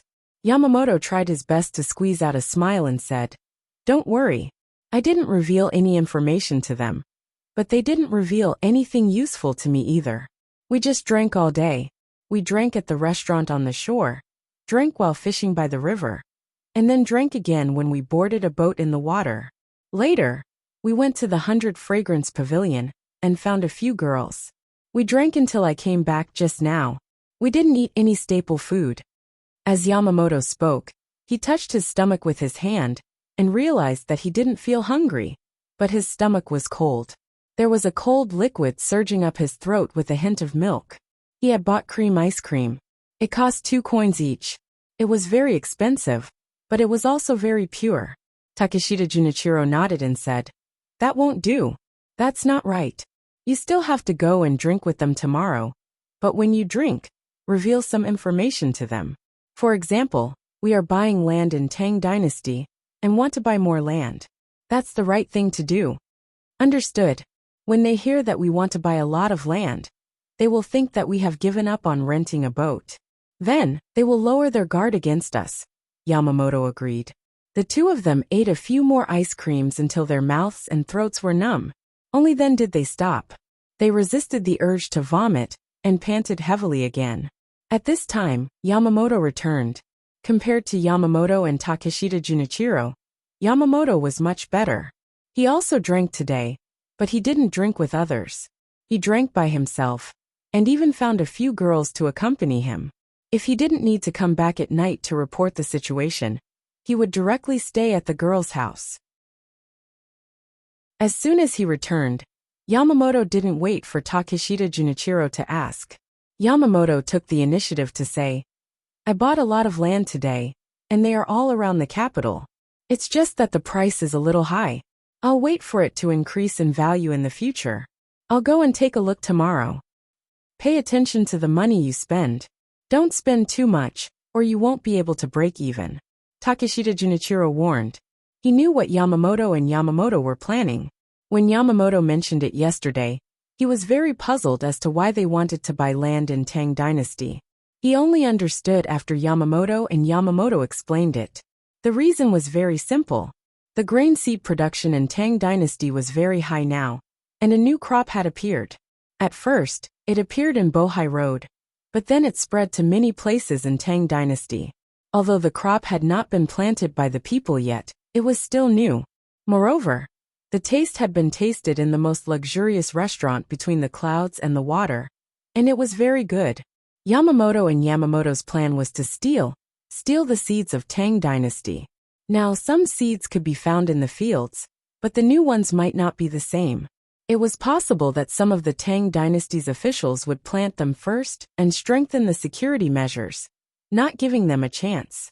Then, they would buy more land around the capital. There was a high possibility that the seeds could fly over. Even if they didn't fly, they could set up shacks in the fields, and then dig into the other party's fields below. Of course, this was only one aspect. Another aspect was that the land in Tang dynasty was annexing a lot. The land in the capital was more expensive, especially after that thing called the train. Presumably, Li Longji would not be satisfied with just the train from Chang until Luoyang. When the time came, there would be trains connecting many places to Chang'an. Then, the land around the capital that did not have buildings would probably be built. Looking at things from the perspective of development was something that Zhang Xiaobao had always advocated. If they did not buy it now and wanted to buy it when the time came, it was not a matter of how much money they had, but whether they could buy it or not. This was a long-term investment. They could not transport large amounts of materials from Japan. Every time they needed money, the sulfur and silver would eventually run out one day. And when that time came, his country would have nothing left. Sulfur was extremely important, as it was the raw material used to make gunpowder in the Great Tang. If one day, Japan also developed a method to make gunpowder, but there was no use for sulfur, then all those who supported the transportation of sulfur from Japan would be sinners. At the thought of this, Takeshita Junichiro felt a little pained. This was because many of the mines discovered in Tang dynasty were no longer allowed to be mined. They said that they were to be left for their descendants. The things they needed were transported from other places, especially by sea. It did not matter if the distance was longer or the cost was higher. Tang dynasty had descendants, but did that mean that Japan did not? Look at the silver being sold. Not only was the price low, but the silver had to be refined in Japan before Tang dynasty could buy it. Furthermore, the quality had to be guaranteed. If this continued, the people of his country would definitely regret it one day. Buy it, we must buy it. Buy it and wait for their railway to be connected to more places. Once the transportation of goods and people are more frequent, we can build houses and rent them. Everyone, work hard for the sake of Japan's descendants. Takeshita Junichiro's gaze became resolute as he spoke to Yamamoto Kazumoto. Yamamoto and Yamamoto bowed at the same time. Yamamoto went to buy a lot of land today. The Japanese are really too smart. Wang Wan, who was lying next to Zhang Xiaobao on the bed, looked at the ceiling under the dim light of the bedside lamp and said, "Yes, they know how to play with real estate now. Moreover, their predictions are so accurate. They know that the trains from Tang dynasty will be unimpeded. Since the capital is the center of the country, the logistics will definitely be more developed. When the time comes, there will not be enough space for people. Naturally, they will need the surrounding land to build new houses. Those people who sold the land are all fools. If I had known this would happen, I would have bought all the land in advance. But I was worried that if I bought too much land, others would suffer losses. In the end, the Japanese took advantage of it. No, I have to think of a way. I can't let the Japanese take advantage of this. This is not a small profit. Under certain circumstances, it cannot be measured by money. It can even affect politics." Zhang Xiaobao put his arms behind his head and looked at the ceiling angrily. He could imagine the development of Chang, and after the laying of the railway. At that time, it would not be surprising if the land price was 10 times more expensive than now. For reference, he could see that when he and Wang Wan bought the land in Beijing at that time, 600,000 yuan could buy 1 square meter. Around the second ring road, 1,000,000 yuan per square meter was priceless. The most important thing was that at that moment, the Japanese did not directly use all the land to make money. Instead, they let the Tang dynasty's officials participate in the dividends. It was very common to get information from the officials, and even directly let the officials speak good words for them. Wang Wan also knew the consequences, but she had no choice. If she had to find a way, it would be to directly declare that the land bought by the Japanese was not in accordance with the law, and take it back to the country. But now the Tang dynasty could not do that. Unless it was a time of war. The Tang dynasty had to admit that the land bought by the Japanese was bought. She could not just tell the Japanese that they could not take over the land, and then let the Tang dynasty's officials and rich people not care, right? Xiaobao, do you have a good idea? Do you want to buy back the land from them again? They will definitely not sell it. Wang Wan had no idea, so she could only ask Zhang Xiaobao. No need to go through so much trouble. I will make their land useless. This matter is not urgent. I will slowly arrange it. I want to not only make them unable to make money from that land, but also make them lose money every year.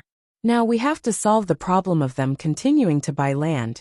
Tomorrow, release the news that I will first try to plant new seeds in the land around the capital. Don't let us spread the news and let others know. After all, I can't do that. Just treat it as a rumor. First, we will raise the price of the land. If the Japanese sell it, I will let them take advantage of me. If they don't sell it, then just wait and see. Zhang Xiaobao thought of a good idea. After he finished speaking, he laughed twice and took out his arm from behind his head and put it under Wang Wan's head to be her pillow. His other hand hugged her and whispered, "Wife, let me tell you the story of the big bad wolf and the little white rabbit." "No, I am the little sheep." "Well, the big bad wolf ate the little sheep in one bite." "I am the Manchurian tiger." The big bad wolf went all out. If he couldn't eat it, then he would eat it. When the sun rose in the morning, a train stopped at the station of Wanyan County. Xiaobei and the others stood in several rows and got on the train together. They sat in several compartments and listened to the rumbling sound of the train as it set off for Hongnong. Xiaohai still had an indifferent look on his face. Xiaozhu was still there painting. Zhang Chang, Zhang Gang, and the others were looking at the scenery outside the window and were very curious. Only Xiao Yuan's task was the most important. Not only did he have to consolidate his knowledge, but he also had to wait for Xiaobei's orders at any time. Who asked his future wife to be so restless? As expected, not long after she sat down, Xiaobei started to feel bored. The scenery outside could not attract her at all. She glanced at Xiao Yuan, who was sitting beside her, and said, "Xiao Yuan, do you think the officials from Hongnong could make a mistake?" "I don't know." Xiao Yuan answered very quickly. "Guess." Xiaobei nudged Xiao Yuan. "I can't guess." Xiao Yuan was still so straightforward. "Then tell me a story. You have learned a lot. Tell me and I'll nitpick." Xiaobei changed her request. "My story is full of mistakes. I won't let you nitpick. I'll tell you a few sentences. You can nitpick 5 sentences." Xiao Yuan did not compromise. "Then the two of us will play chess." Xiaobei revealed a pitiful look and blinked her big eyes at Xiao Yuan. Hee. Xiao Yuan imitated an adult and laughed twice. Xiaobei pouted and pulled on Xiao Yuan's arm, shaking it. "Just 2 rounds. 2 rounds. I promise. This time, my pawns won't get in the car. And my taxi won't jump to your jiugong, okay?" Xiao Yuan thought for a while and asked, "You really won't get on the train? Will your pawns still walk step by step? If they don't walk 1 step forward, you will beat the gong to retreat? Your cannon is no longer long range and can shoot from 6 stones away?" Xiaobei nodded seriously every time Xiao Yuan said a word. She appeared very sincere. Only then did Xiao Yuan agree. "Okay. If you don't abide by the rules this time, I won't play with you in the future. Remember what you said just now. You're not allowed to use them again. There's really no need. That's too much of a bully." Xiaobei happily called for someone to bring the chess pieces and let Xiao Yuan sit opposite her. She placed the pieces and started playing. In the end, Xiaobei played first. The elephant went from 3 to 5. Xiao Yuan played 2 to 5. Xiaobei's elephant went from 5 to 7. Xiao Yuan's horse went from 2 to 3. Xiaobei's pawn went from 7 to 1. He landed on his elephant. Xiao Yuan was dumbfounded. She looked up at Xiaobei. Didn't you say you won't do that?" "I didn't touch any of the pieces you said just now. I walked like an elephant in pawn." Xiaobei explained, feeling wronged. "Then why did the pawn get on the elephant?" Xiao Yuan could not understand. "The elephant pawn is so stupid. Quickly play." In a while, my pawn still has to help the elephant cross the river. Xiaobei looked at Xiaoyuan with a look of disdain. Xiaoyuan happily took away her own handsome and said to Xiaobei, "You won. My handsome couldn't think straight and committed suicide." Chapter 9:14. Hearing that, Li Bai and Wang Wei looked at each other and found a place to sit down. Immediately, a teenager ran to them and asked, "What do you want to eat?" "Half a kilo of deep-fried dough sticks, soy milk, and some pickles," Wang Wei said to Li Bai. Wang Wei said to the child. He didn't dare to let Li Bai order, as it was easy to get drunk. Although Li Bai didn't drink as much now, his drinking habits hadn't completely changed, especially when he was outside. If he really drank too much, said the wrong thing, and caused trouble, Wang Wei would also be implicated. The kid didn't say much. He turned around and ran away. After a while, he ran back with a tray in his hand and put 2 bowls of soy milk and fruits on the table. Then, he took an iron tin box with pickles in it from the table beside him. He threw it there and ran to do other things. Li Bai opened his mouth, but didn't say anything in the end. In fact, he wanted to emphasize that the pickles he wanted were cold dishes mixed with vegetables and bought with money. Like the pickles now, he didn't need to spend money. He could eat as much as he wanted. Anyway, they were as salty as salt. He could eat as much as he wanted. Eat it. I guess there will be a problem. Wang Wei picked up a deep-fried dough stick with his chopsticks and pressed it hard. The deep-fried dough stick was bent, and then he pressed it into the bowl of soy milk and said to Li Bai. Li Bai didn't think that he was talented as he used to when he left his wife's house. He was much more restrained now. Besides, he was much better than the historical Li Bai that Zhang Xiaobao and Wang Wan knew. At least he now understood the meaning of the words of the person who came to eat breakfast just now. Hung Nong was really going to have a problem, so he nodded and drank a mouthful of soy milk. He smacked his lips and found that there was no sugar. When he was about to ask someone to get it, Wang Wei said at the side, "Don't think about sugar. Didn't you hear that the price of the steamed buns has increased? Who put sugar in you? The original flavor is better. Don't you like it?" "I never liked it. I was not born here.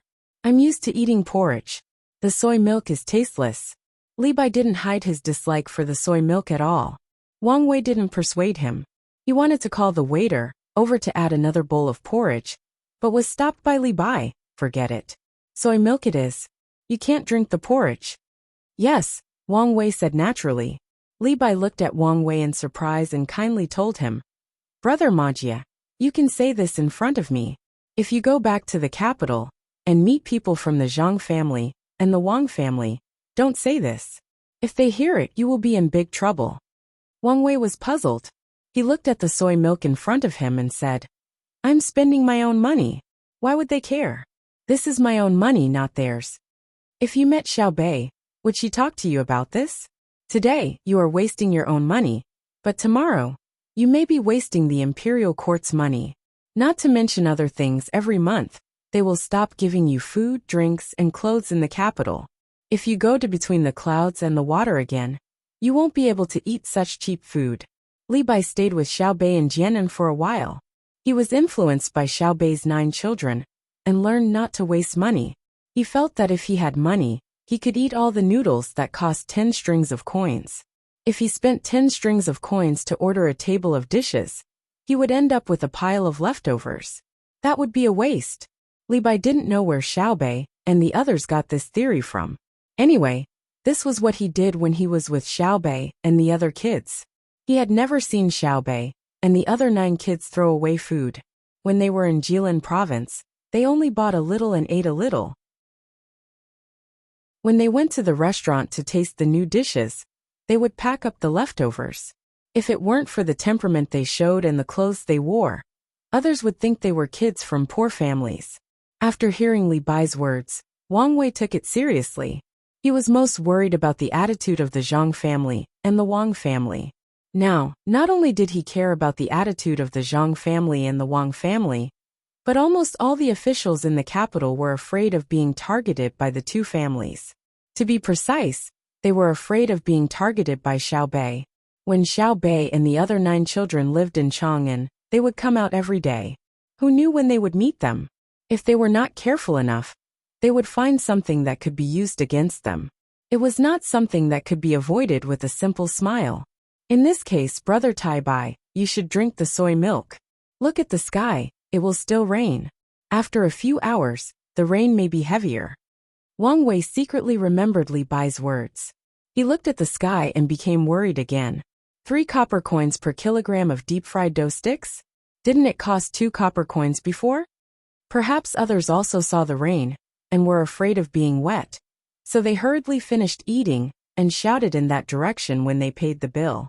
Li Bai and Wang Wei turned their heads and saw 3 people sitting at a table, 2 adults and 1 child.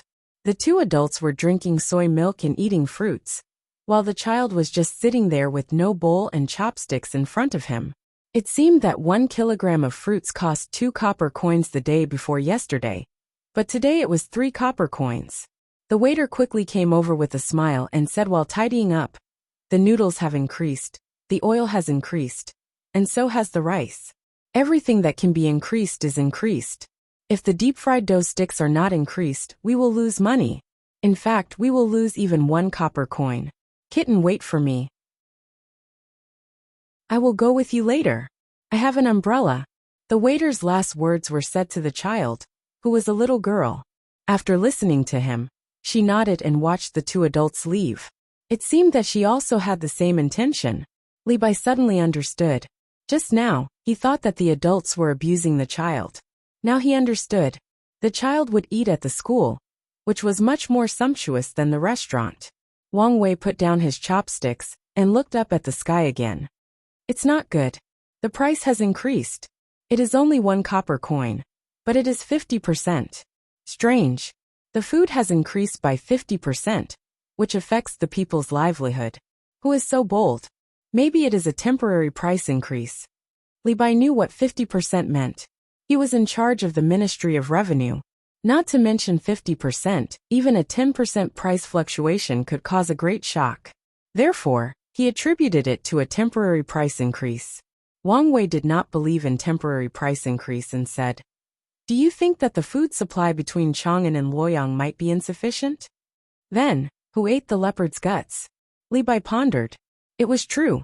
Hung Nong was between Chang'an and Luoyang. How could he casually increase the price of food? Wasn't the county magistrate afraid of losing his head? The 2 looked at each other and could not think of anything. The only thing they knew was that their task was very important. The waiter over there cleaned up another table.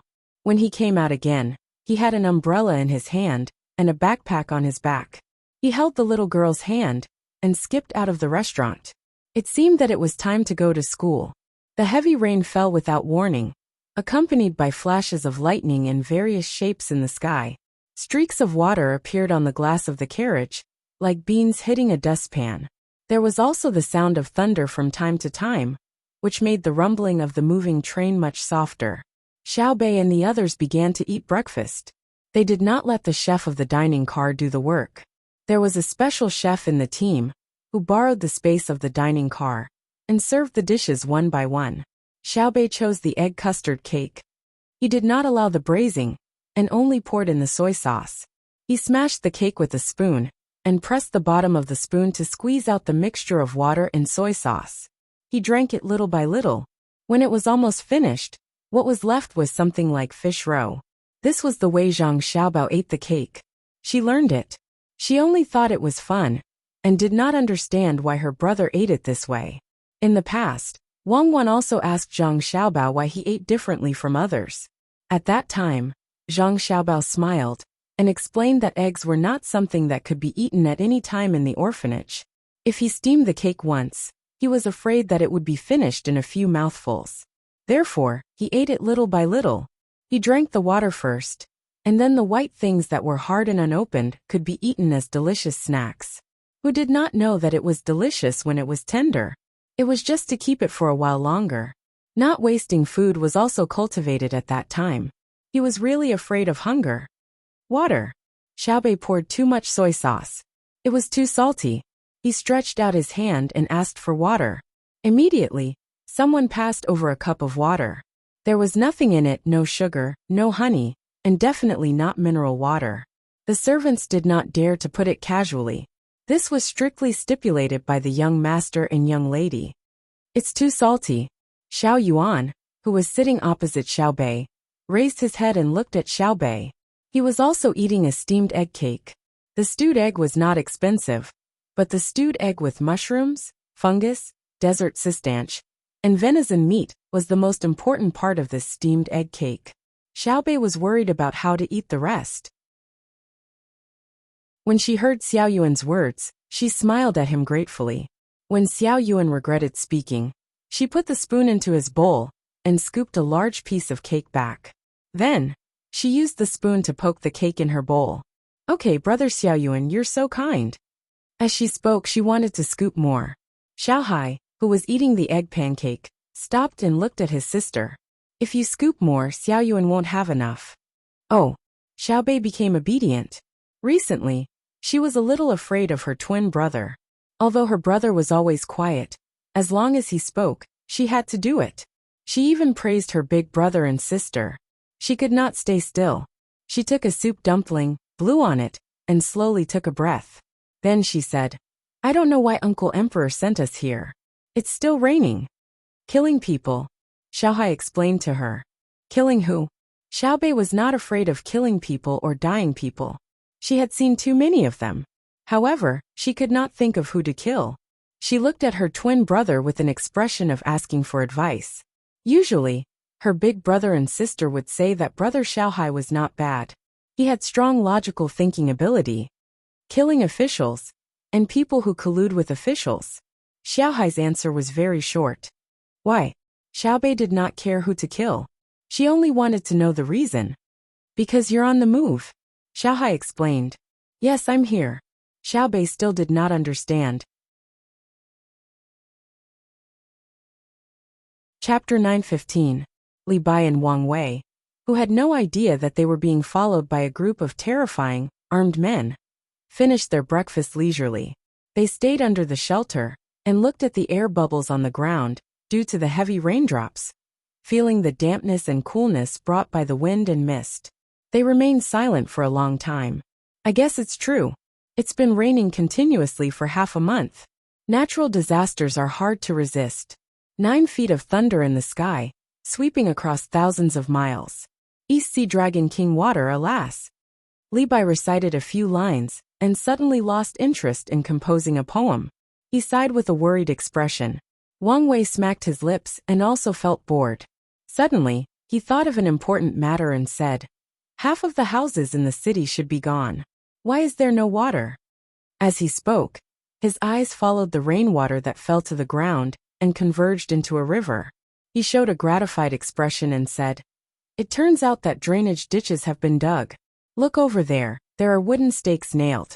They are afraid that people will accidentally fall in and be washed away. Li Bai followed his gaze and found that it was indeed the case. The converging small rivers flowed into the man-made drainage ditches and surged out into the distance. In this case, the local officials are a group of capable officials. Why did the imperial court send us here? For a moment, Li Bai felt that the imperial court was a bit stupid. Just as Wang Wei was about to nod his head in agreement, many silhouettes suddenly appeared in the rain. There were both young and old. Some of them were wearing raincoats, while others were letting the rain fall on them. Their clothes were wet and stuck to their bodies when the wind blew. Dad, here is the bun shop in the east of the city. Dad, let's go. Mom, there are buns to eat. A 7 or 8-year-old boy shouted excitedly in the rain. He pointed at the sign of the breakfast shop with his little hand, and pulled the clothes of a woman with his other hand. Seeing the people who suddenly appeared, Wang Wei was stunned. From their clothes, it could be seen that the living conditions of this group of people should be good. They were wearing fine cotton clothes and shoes with layers of soles. Although there was a trace of the vicissitudes of life on their faces, it only showed that they were hardworking. It was normal for children to know how to read and write. They were taught in school. Their faces were full of baby fat. At first glance, it was obvious that they ate nutritious food. The problem was, why did this group of people not stay at home, but go out in the rain? Also, why didn't children go to school? While they were puzzled, a group of people squeezed into the restaurant. Some of them went to look for the owner of the restaurant. Wang Wei and Li Bai couldn't clearly hear what the person said to the owner of the restaurant. After a while, the newcomers found a place to sit down despite the humidity. Another woman served them food. Everyone was given a large bowl of millet porridge, but there were no deep-fried dough sticks, steamed buns, or biscuits. Only the child had a peeled boiled egg in front of him, and there was rice in the porridge. Without waiting for Li Bai and Wang Wei to ask out of curiosity, the woman opened her mouth first and said to the person who came later, "The county only gives us 20 copper coins a day to help with the disaster relief, and we can only give the money after the heavy rain and before winter. Furthermore, we are all on credit, so we really don't have anything else to give. Madam, give the child some deep-fried dough sticks." The owner came out with a fried dough stick in his hand and placed it in front of the child. The child obediently stood up and bowed. "Thank you, uncle." The owner was very happy and hurried into the restaurant.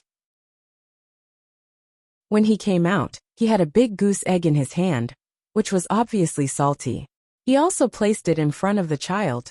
The child thanked the owner again and quickly peeled the goose egg. He used his chopsticks to dig out the oily yellow part and put it in his mother's bowl. Then, he tore more than half of the deep-fried dough sticks and put them in his father's bowl. He put the egg in front of the old man and prevented others from returning the food. He said, "I can read at home, so listen to me." As for the other adults, they didn't seem to be from the same family, so he didn't care. Li Bai and Wang Wei saw this and looked at each other for a moment. Then Li Bai said, "Add 2 steamed buns for each of you. Put it on us." Seeing that someone was willing to pay, the owner of the restaurant naturally wouldn't stop them. He took out the steamed buns and gave them to them one by one. Everyone quickly stood up and thanked Li Bai and Wang Wei. Li Bai and Wang Wei were not in a hurry to leave. They sat down and asked the owner to serve them some cold meat dishes with wine. They also used this as an excuse to drink 2 bowls of wine. They ate and drank while listening to others talk. As they listened, their expressions became serious. Li Bai, who had previously praised the county officials as capable officials, also stopped praising them. It turned out that apart from the county seat, all other places in Hongnong County had been washed away. In order to prevent the county seat from being washed away, the Honglu River had long been dug out. This was nothing to Wang Wei and Li Bai. It was very normal. In Zhang Xiaobao's book on how to resist disasters, it mentioned that if things didn't work out, the first thing to do was to rush to the villages to protect the cities. It wasn't that the villages weren't important.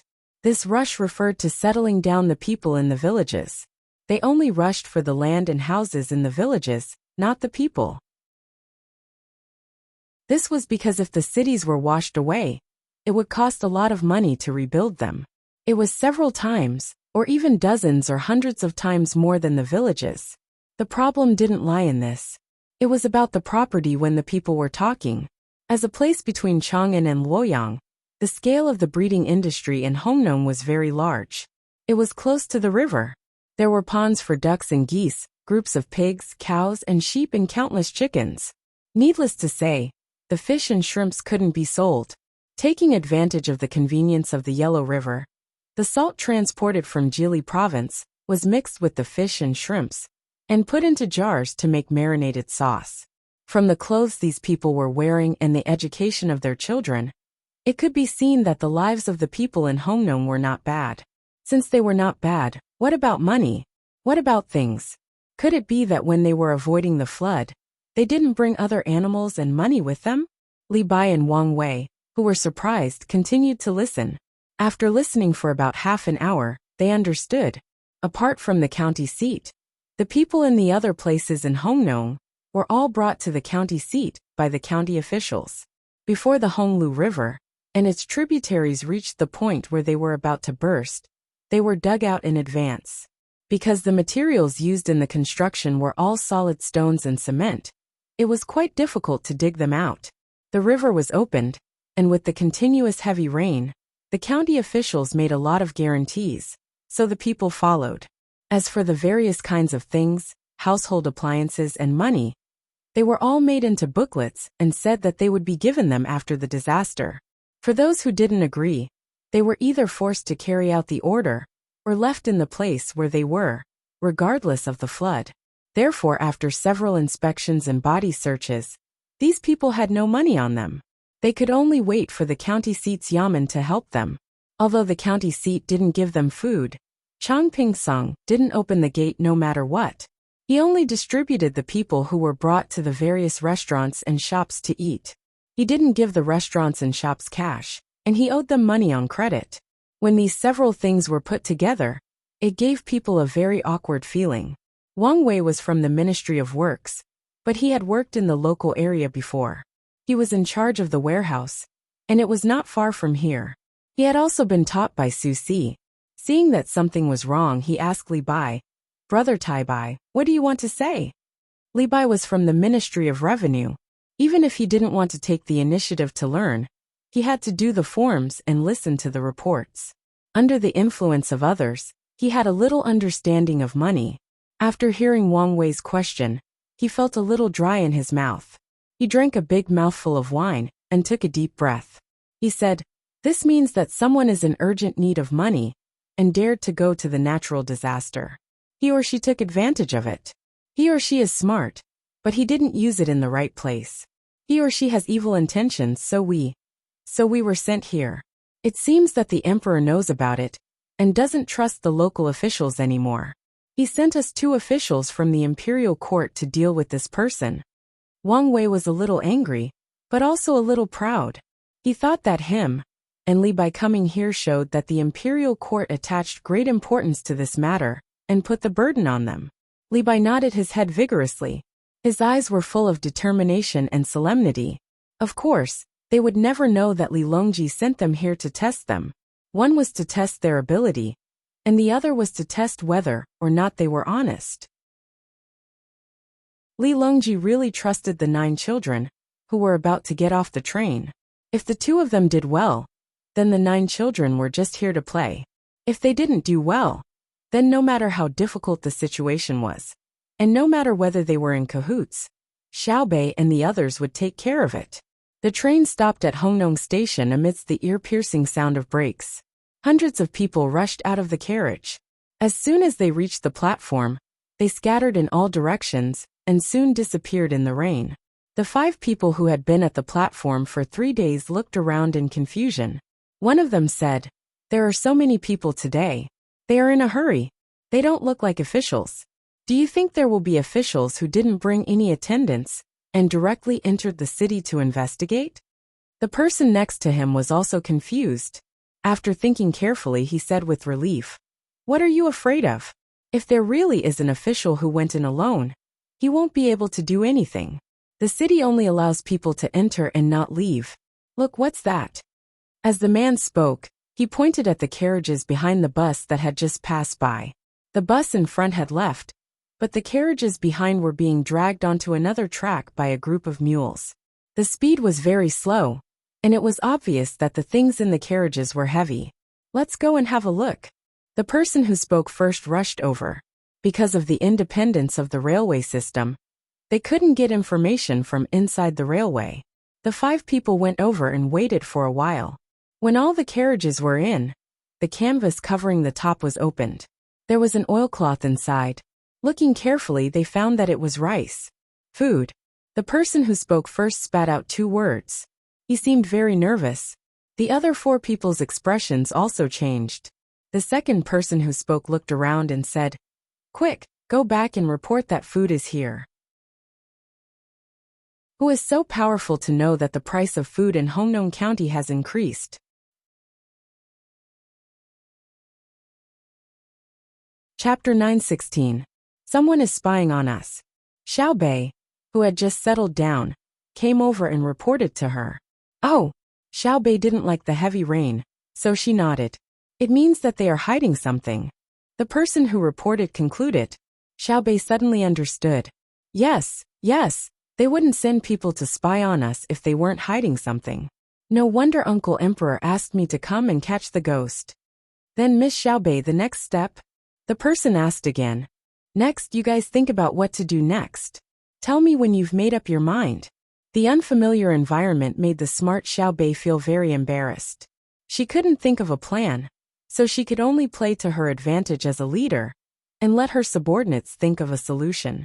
Of course, when the matter was settled, she would give credit to her subordinates. She would share all the credit and not take it for herself. The Zhang family and the Wang family disdained to steal the credit of their subordinates. As leaders, if their subordinates did a good job, it would be a reward for their leadership. Those who could follow Xiao Bei and her 9 children were naturally not easy to deal with. As soon as Xiao Bei finished speaking, the person who came said, "Miss Xiao Bei, there are 4 aspects. First, catch the 5 people on the platform and torture them to find out the truth. This plan will easily alert the enemy, which is disadvantageous for spying on Li Bai and Wang Wei. Second, go directly to the Yamen of Hongnong County and question the local officials. Let the local officials explain themselves. No matter how they try to cover it, there will always be loopholes. Third, disguise as the people of Hongnong County and understand the general situation. Then, follow Li Bai and Wang Wei, observe them and ask about the situation of the people. Fourth, enter the disaster area of the county and see the extent of the disaster with your own eyes. Ask the people who haven't left their homes what happened recently." Xiao Bei blinked and thought. Just as she was about to make a decision, she stopped and said, "Wait a minute, find them and ask them." The 9 children quickly gathered together. Xiao Bei spoke and repeated the 4 plans. After that he said, "Now let's vote by a show of hands. Which of the 4 plans of the think tank shall we choose? The first one, please raise your hand. Alright, 3. The second one, please raise your hand. The 4th one has passed with 9 votes. I hereby announce that the 4th plan is to be carried out." After a democratic vote, the 9 children quietly left the platform and went to the countryside of Hongnong County. The 5 people who were keeping watch on the platform didn't know that they had been discovered. They were worried about the several carts of food that had been delivered. You can either destroy the railway and prevent the county magistrate from earning any more money if more grain is transported here, or you can forbid them to unload the goods. One of the 5 gave an idea in a hurry. The other 4 listened to him and looked at him like he was an idiot. This was a train, not a carriage. There were no restrictions on the local authority, not to mention destroying the railway. The people who went back and forth to check could kill you at any time. Let's go and tell the county magistrate that we're in trouble. The other person ignored the heavy rain and hurried in the direction of the county yamen. Xiao Bei and the others didn't know how much trouble the 4 carts of grain would bring to others, but they didn't know the situation in the county. They brought the 4 carts of grain here because their elder brother was worried that it would be inconvenient to transport the grain when there was a disaster. Otherwise, it wouldn't be just 4 carts of grain, it would be more than 400 carts of grain. It was still raining. Li Bai and Wang Wei were also worried. The situation in the county was not optimistic. The 2 of them found the problem. Someone had embezzled the money and supplies in the disaster-stricken area, and then raised the price of daily necessities in the county. As long as one was not a fool, one could guess what the embezzled goods were for. It was nothing more than taking advantage of the rising price, to put little by little in the county, to exploit the original operators of the ready-made goods. How dare they? Aren't they afraid of being investigated? Li Bai was so angry that he slammed the table and shouted. Wang Wei quickly covered Li Bai's mouth and smiled apologetically at the people around him. He said to Li Bai, "Keep your voice down. What are you shouting for? What's the use of shouting? Investigate? Who's going to investigate? How are we going to investigate? I'll investigate. Start from the beginning." Li Bai was so angry that his eyes were about to pop out. He had stayed in Jianan County with Xiao Bei and the 9 children, stayed in the capital, and stayed in Luzhou. All he saw was a scene of justice. This was especially so for Xiao Bei's 9 children. Their abilities were not particularly outstanding, but they were very serious. They also followed the people to work in the fields.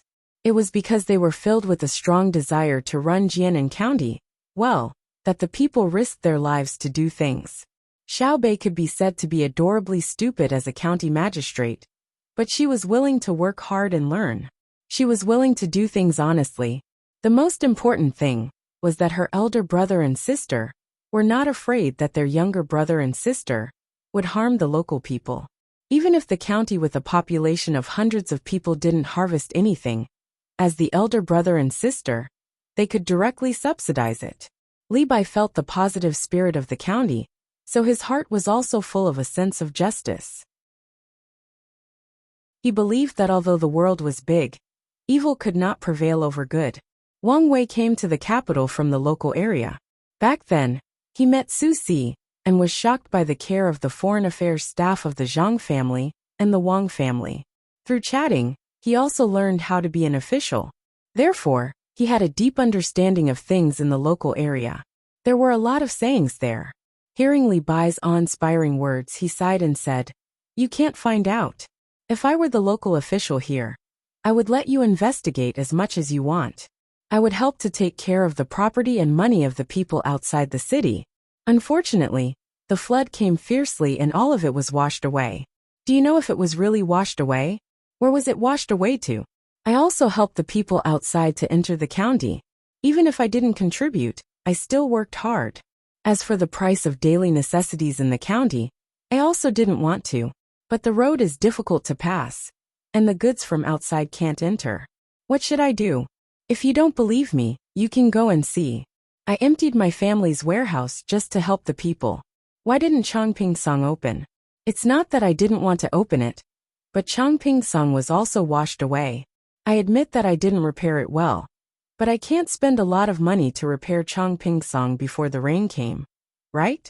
If it weren't for this unpredictable rain, how would I explain the money I spent?" Wang Wei said in the tone of a local official. His excuses made Li Bai, who had never been an official in the local area, dumbfounded. After a while he said, "They can't be so shameless, right? How can they be shameless? We have been working hard to do things for the people. Compared to the safety of the people's lives, we don't care about our face.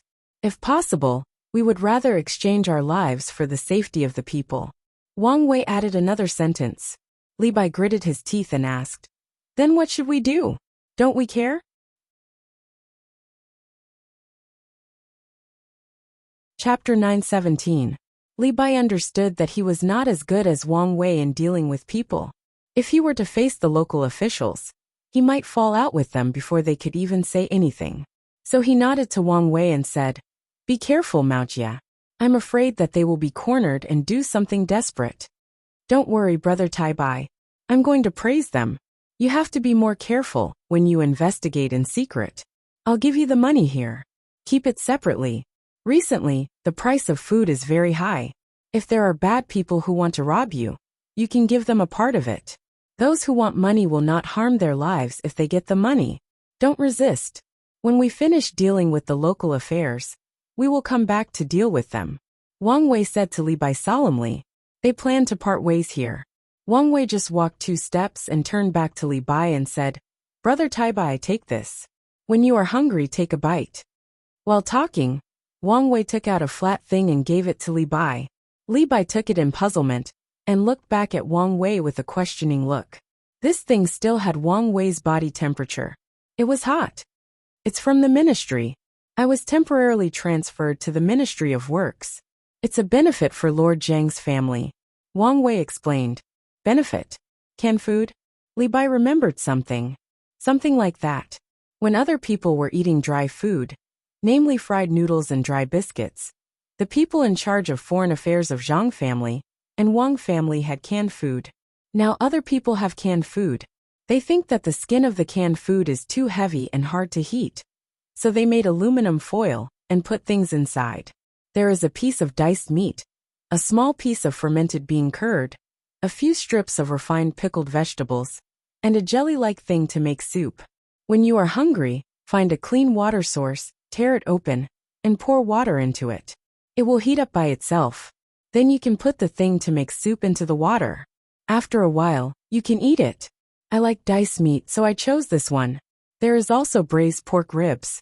When we go back, I will make a few more for you to try." Wang Wei's gaze landed on the aluminum foil packaging, as he explained seriously. Li Bai nodded and put the package into his arms.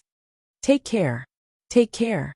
Wang Wei also looked like a person who often broke up in a revolutionary life. but also like a person who had to part ways with two people. After Wang Wei turned around and strode away, Li Bai stayed in the same place for a while. Then he took a deep breath, found another direction, and waded through the rain.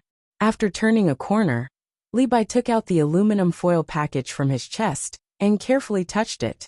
He sighed and said, "No wonder no one in the inner courtyard could bribe the Zhang family and the Wang family. In order for the inner courtyard members to live a comfortable life outside, there is actually a special department in charge of food and drink." He then touched the aluminum foil packaging and found that there seemed to be some bumps on it. He looked at it from the side and saw the words printed on it. "Chew slowly and drink more soup. Your health is our happiness."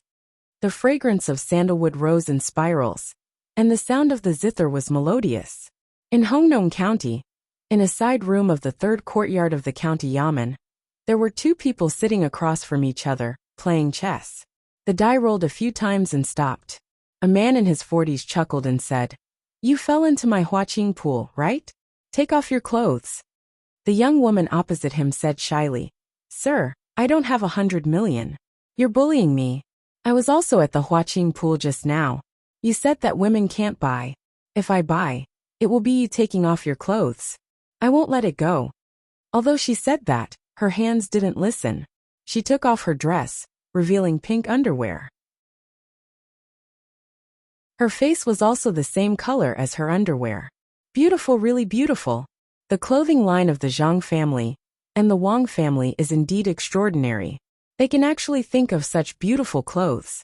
"Baby, give me the die. Let me give you a good number." After admiring it for a while, the man took the die and casually threw it on the table. When the die stopped, the woman's eyes lit up. She carefully counted twice and said happily, "Sir, you're at my Xiaoyao residence at 9 o'clock. 5,000 coins. Sir, give me the money." As she spoke, the woman helped the man move a person to the first square in front. Okay, give me the money." The man casually took a bill from the side with the words 5,000 coins written on it and put it in the woman's hand. "Baby, it's your turn. If you enter my place again, you'll have to take off another piece." "Sir, you're so bad. You want me to take off my clothes? I'm so embarrassed. Sir, I'm going to throw it." The woman lightly bit her lips and was about to throw the die. "Not good, sir, not good." Before the woman could throw the die, a series of shouts came from the distance. After a few breaths, the door was knocked open with a bang. When the person entered the room, he was first shocked by the woman in underwear. Then he remembered what he was here for. "Sir, not good. Food, there's food." The person didn't care about hiding his body while the woman was screaming. He lowered his head and said to the middle-aged man in the room, "Why are you in such a hurry? Are you in a hurry to reincarnate?" The man was obviously very unhappy. He frowned and scolded. He then gave the woman a look. The woman quickly shook her snow-white body and left. "What's the matter? Tell me." The man's face was full of gloominess. He pushed the chessboard and asked. The person praised in his heart at the fastest speed. The county magistrate was really extraordinary. The lowest level of Monopoly game for children could be changed into a trading place for money. The woman seemed to be the proprietress of the Five Colors Tavern, beside the main road outside the city. She was also bought by the county magistrate. As this thought flashed through his mind, the person continued to lower his head and said, "Sir, just now, this lowly one discovered that there were 4 trainloads of grain being transported to the station. This lowly one was worried, so despite the thunderstorm outside, this lowly one informed Sir." As he spoke, he wiped his face. There was indeed a lot of water on his face. Not only was there water on his face, but his clothes were also soaked. His hair was in clumps, and raindrops were dripping down from above. Some even gathered into small streams. The man, who was the county magistrate of Hongnong County, frowned more deeply. He patted his leg with his hand and asked, "Do you know who transported the food? Are they passing by or coming to this county? What did the people at the station say?" I don't know. Sir, the station is self-contained and is not subject to local regulations. I went to ask, and they asked me if I wanted to break the rules or destroy the railway. Otherwise, they would want to destroy the railway. How would I dare to respond? If I were to reply with more anger, he would be able to shoot me directly. The person wiped his face again and raised his head to reply. The county magistrate pondered for a moment and asked, "Are there many people following that train?" "Yes, there are hundreds of people, but they are not in a group. There are adults, old people, and children. There is even a pregnant woman who fell down." "Oh, it's okay. There are only 4 trainloads, not many. Let's see if there are other trainloads behind to continue transporting food." The county magistrate did not find anything wrong. How many kilograms of food were 4 trainloads? A trainload of 20 tons of food, 80 tons of food, 125,000 kilograms. The population of this county has now reached 30,000 people. How many days can a person live with more than 4 kilograms of food? Could it be that speculators know that the price of food in this county has increased and want to sell it? Then, "Sir, are we going to see who is unloading the food and transporting it to the county?" The person asked. "It's good to see. If they really want to transport it to the county, let me know." The county magistrate waved his hand and asked the person to leave. "Yes, I understand." The person immediately stood up and was about to leave. The county magistrate suddenly said, "Wait, it's raining heavily outside. Go to the back and drink a bowl of ginger water. Take care of your health. Someone, make a bowl of ginger water and add more red pond." "Thank you, sir." The person gratefully left from the side door. "Sir, I accidentally tore my clothes just now and changed into a new one. Do you think it's okay?" After the person left, the woman came out from the back. She changed her pink underwear into a black one. Originally, it was just a hollowed-out underwear, but now, it had become a sexy underwear. The county magistrate's eyes lit up. "Okay, this is it. Come, continue playing. It's your turn." Although he said so, the county magistrate's thoughts faded. He felt that there was something wrong with what the person reported just now. As for what went wrong, he couldn't figure it out. The woman seemed to feel that the county magistrate was in a bad mood and was absent-minded. She thought about what she heard just now and said, "Sir, are you worried about 4 carriages of food? What does a woman know? 4 carriages of food is a lot. If you want to sell it in this county, you have to look at my face first." "Humph. Do you think that Hongnon County can escape from my control?" The county magistrate was really thinking about the carriages of food. His face was gloomy as he said that. The woman laughed a few times and said, "Sir, how would I know too much? I just accidentally overheard it. I was just thinking about it. If someone really transported 4 carriages of food, it would be very simple. I just have to give him a portion of the profits and let him stay in the county. I'm just afraid that." At this point, the woman stopped talking. "What are you afraid of? Tell me quickly. If you do well, I will give you all the money." The county magistrate said, "Really? Darren, this concubine doesn't want Darren's money. What's there to be afraid of? What I'm afraid of is that someone has inadvertently brought food with them and doesn't intend to sell it. It's just a matter of habit. For example, Zhang Xiaobei from the Zhang and Wang families. If she went out, she would probably bring food, medicine, and many people. If you really meet such powerful people, you won't be able to keep them. How could their families not know when they go out? Hee, I'm just saying. Which aristocratic family is willing to run around in the rain? Not to mention Zhang Xiaobei." The woman held the dice in her hand and kept glancing at the county magistrate. Her body was slightly swaying, and the skin under her sexy clothes could be seen from time to time. Unexpectedly, her words touched the county magistrate's heart. The county magistrate had been feeling uneasy. When he heard the woman's words, he opened his eyes in horror and said, "No, Zhang Xiaobei for carriages of food." Hundreds of people got off. Old and young, and pregnant. Come on, investigate. Send people to check around the county. Don't let a single person go." After muttering a few words, the county magistrate shouted. Sweat dripped down from his forehead. If someone could see his back, they would see that his clothes were all wet in an instant. "Sir, why are you in such a hurry? Would Zhang Xiaobei come here for no reason?" The woman advised. You don't know. A few days ago, someone sent news that Xiaobei was in Wanyan County. How close is that to our county? A child can even go to Luoyang. let alone Wanyan County to Hongnong County. A child wouldn't care if it was fine.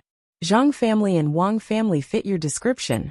As long as a child goes out, there will be a lot of supplies and people. What they are best at is disguise. There are old people, children, and pregnant women at the station. How can it be so coincidental?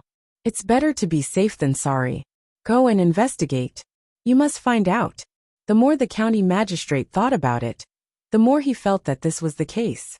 He ordered people to watch around the county. Then, Your Excellency, the woman regretted speaking so much. Go and have a rest. Take the money on the table. Sigh. The county magistrate's anger disappeared in an instant. He waved his hand and ignored the woman.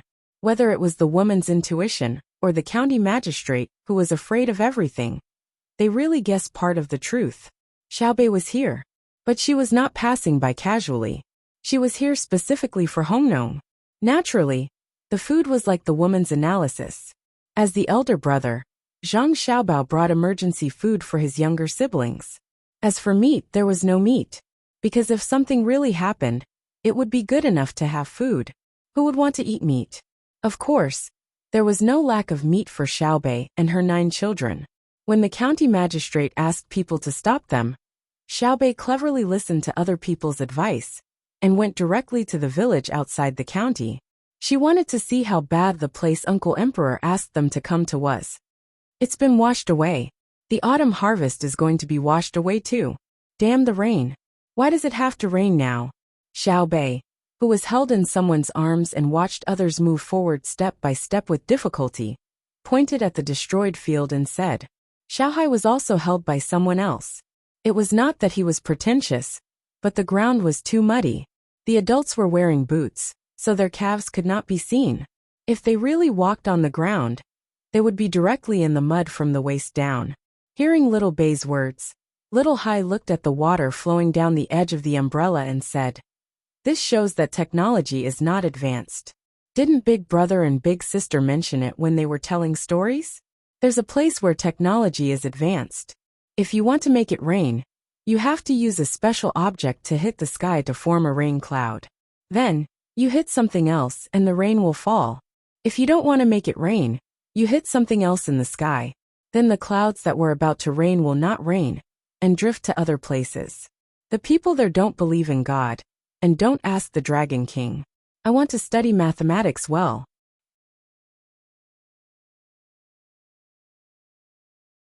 Chapter 9:18. After parting ways with Li Bai, Wang Wei did not find an inn to rest. Braving the heavy rain, he passed by a grocery store and bought a bamboo hat at a high price. He covered his wet head with it to protect himself from the rain and prevent himself from getting sick. He walked along the street and entered the widest main road. Not long after, he saw the Hongnong County Yamen. There were 2 Yamen runners guarding the entrance. To be precise, they were enjoying themselves. A shed was set up at the entrance of the Yamen. It was large enough to protect the Yamen runners, sitting in the middle from the wind and rain. Light smoke with the aroma of meat drifted out of the shed. When Wang Wei breathed in the strong scent of cumin, he wanted to have another meal even though he had just eaten not long ago. Wang Wei's appearance did not attract the attention of the 2 Yamen runners. They continued to roast the delicious food. The egg-sized pieces of beef were skewered and turned back and forth on the charcoal fire. The oil dripped down and made a sizzling sound. A little salt was sprinkled to make the oil evaporate faster. When the cold wind blew, it had a different taste. Good life, good enjoyment. Standing at the entrance of the Yamen, Wang Wei praised softly. He continued, Who said that torrential rain is difficult? The light smoke drifted, like blood charcoal red and oil yellow. Don't forget that the immortal court is in the human world. Good poem. Come make another one. I'll give you a skewer. A Yamen runner heard the voice and raised his head. He waved the unroasted skewer in his hand and praised. Thank you. I'm not in a hurry to eat the meat. Are the officials in the county? I'm here because of the emperor's order to patrol this place. Wang Wei tried to resist the urge to take out the pistol he gave to the Yamen runner for self-defense, and shoot him. His face was darker than the sky. While speaking, he walked into the shed, and took out his identity document to show it to the 2 Yamen runners. The Yamen runner who spoke just now was stunned. He swallowed his saliva and nervously looked over. After a few glances, he confirmed that Wang Wei's identity was not fake. He smiled awkwardly and said, "Ah, I didn't know that you were coming. Please forgive me for not welcoming you." The other yamen runner beside him also had a good eye. He quickly handed Wang Wei a few skewers of freshly roasted meat and said shyly, "Sir, please have a taste. It's fresh and fragrant. I'll report it to you right away. Wait a moment, wait a moment." Wang Wei turned around and saw half of a child's head poking out from a corner not far away. He narrowed his eyes and sized up the two bailiffs. The muscles on his cheekbones moved upwards, revealing an expression that was both sad and smiling at the same time. He silently took the meat skewers, pinched cumin from the seasoning box beside him, and slowly sprinkled it on the meat skewers. He took a bite first, then turned around and waved at the child hiding in the corner, raising the meat skewers. Unable to resist the temptation of the meat skewers, the child stepped out in a flash. His two little feet stepped on the water alternately, creating a trail of waves as he dashed over. He first turned his head to look at the bailiff left behind. Seeing that the bailiff didn't make a sound, nor did he stare at him, he raised his little face and asked, "For me? Let's eat together, okay?" Wang Wei handed over two skewers. "Okay." The child took it happily and opened his mouth to take a bite. Suddenly he spat. "Bah! Who roasted it? The inside isn't cooked, and the outside is burnt. Let me do it." The child didn't allow Wang Wei to explain. He snatched the remaining meat skewers from Wang Wei's hands, added his own, and put them back on the stove. Then, like a magic trick, he took out a small pair of scissors and quickly cut off the burnt meat. He smoothly flipped the meat skewers with one hand, and with the other hand, pinched the seasoning on the side and sprinkled it on the meat skewers from time to time. It didn't take long for the meat skewers to be cooked. Just by smelling them, Wang Wei found that they smelled much better than before. He looked at the child in surprise and asked, "Kid, how do you know how to barbecue?" "I opened a barbecue shop before I came to the county town. Let me tell you, it's not good to directly use fresh meat when barbecuing. There's blood that hasn't been cleaned, so you should first simmer it. Also, I don't know who cut this meat. It's too easy to break apart when you barbecue it. Moreover, the heat isn't uniform, so it'll get stuck in your teeth when you chew it. Today, you treat me to it." After the child finished speaking, he blew 2 puffs of air to disperse the smoke. Looking at the color of the meat, he nodded with satisfaction and handed the meat skewers back to Wang Wei. Wang Wei's mood suddenly became much better. It wasn't because the child knew how to barbecue meat skewers, but because of the child's optimistic spirit. He opened his mouth and bit off a piece of meat. While chewing, he nodded, "Delicious, good skill. I never thought that barbecuing meat skewers would require so much knowledge. Do you like barbecuing meat skewers in your family?" The child replied with a sure expression and nodded. "Yes, my family loves to eat meat skewers. My father said that if he doesn't like to eat meat skewers, he should never sell them to others. Because he likes to eat meat, he studies it and is devout." Hearing the child's words, Wang Wei was stunned. He just felt that the child was pitiful, so he invited him to eat meat skewers once. He didn't expect to hear such words. No wonder the child didn't show that he cared too much. It turned out that he was rich. There was no doubt about this. If the child knew that he would never sell the meat skewers he didn't like to eat to others, how could the child's business be bad? Thinking of this, Wang Wei asked the child, "How is the family now?" "Not good." The child shook his head and said, "A lot of money is gone. The 300 cows and 500 sheep that we just bought last month are gone. The chickens, ducks, and pigs are also gone. The loss is even greater. The most important thing is that the county school is full. I can't squeeze in, so I missed a lot of classes." "Well, don't worry, everything will be fine. When the flood passes, your cows and sheep will be back." Wang Wei comforted. "No, this is not a natural disaster but a man-made disaster. The previous county magistrate of Honglu River had built a very strong river. How could it be washed away? In fact, we know that County Magistrate Yen was short of money, so he dug up the river and took away our money and livestock." "I heard that." "Little brat, shut up. If you talk nonsense again, I will kill you." Before the child could finish his words, the bailiff who stayed behind roared loudly with his eyes wide open. He began to roll up his sleeves, looking like he was going to beat the child. Humph! The child hid behind Wang Wei and poked his head out. The king is the boat. The commoner is the water. The water is the boat. The water is the boat. The water is the boat. The water is the boat. The water is the boat. You can seal my mouth, but how can you seal the hearts of the people in the world? That's right, that's right. Wang Wei nodded repeatedly. A feeling of admiration for Zhang Xiaobao and Wang Wan rose in his heart. This was the result of the Chaoyang operation. The child he met at breakfast was polite, but now the child was telling the truth. It was all thanks to the Chaoyang operation.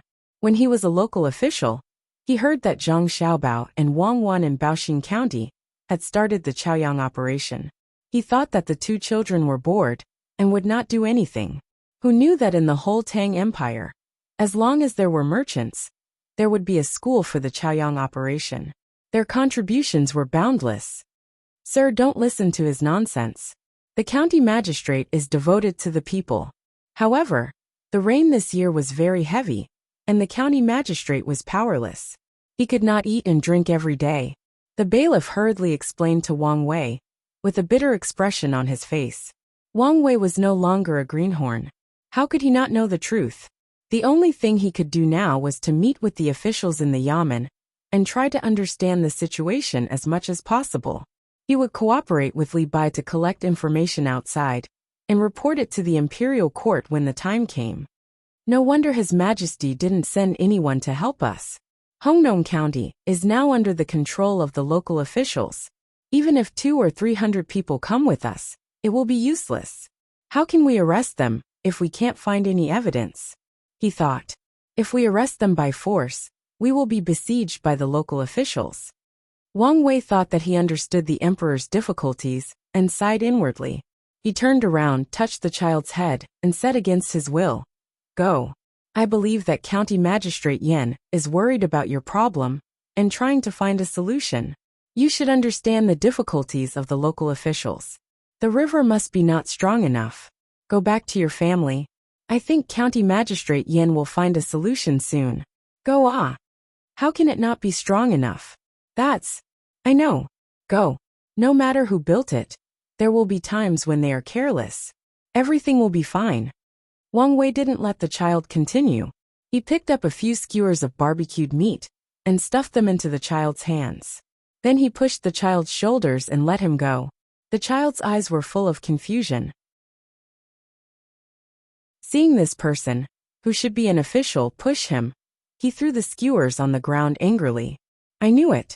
None of the officials are good. I knew it. I knew it." Looking at the little figure running into the rain, Wang Wei pursed his lips tightly. "I didn't know that Lord Wang was coming. I was late to welcome you. Please forgive me." At this moment, the door of the yamen creaked open, and a thin person came out first.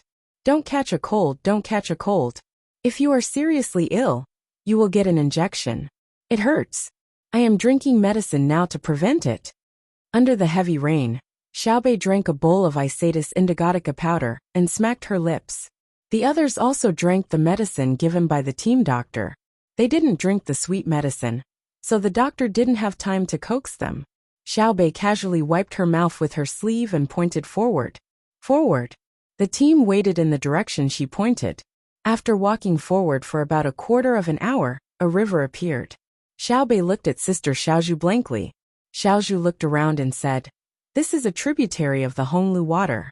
This river is called the Hongyuan River, which is the main river of Hongyuan village. It seems that there must be something wrong with the Honglu water, which caused this place to be flooded." Xiaobei nodded. Since Sister Xiaozhu said that it was the Hongyuan River, it must be right. Sister Xiaozhu was not only good at drawing, but also very good at drawing maps. She had a strong sense of direction. At this time, the person in charge of observing nearby said, "Xiaobei, there is a bridge in front. Unfortunately, it has been submerged by the water, leaving only a bridge deck half hidden under the water. We can cross it. Then let's find a high place to cross it." Xiaobei took the umbrella from the person next to her and held it. Under the protection of the others, She walked toward the bridge. Just as they stopped at a large slope beside the bridge, the water level of the river suddenly rose, and a flood peak came from upstream. If one looked carefully, they could see dead pigs and dogs with their big bellies floating in the water. There were also countless branches and grass. Not good, the bridge is going to be damaged. A big tree is being washed down. When Xiao Yuan looked with her binoculars, she saw a big tree crown floating in the river upstream. Presumably, there were roots hanging down from the tree.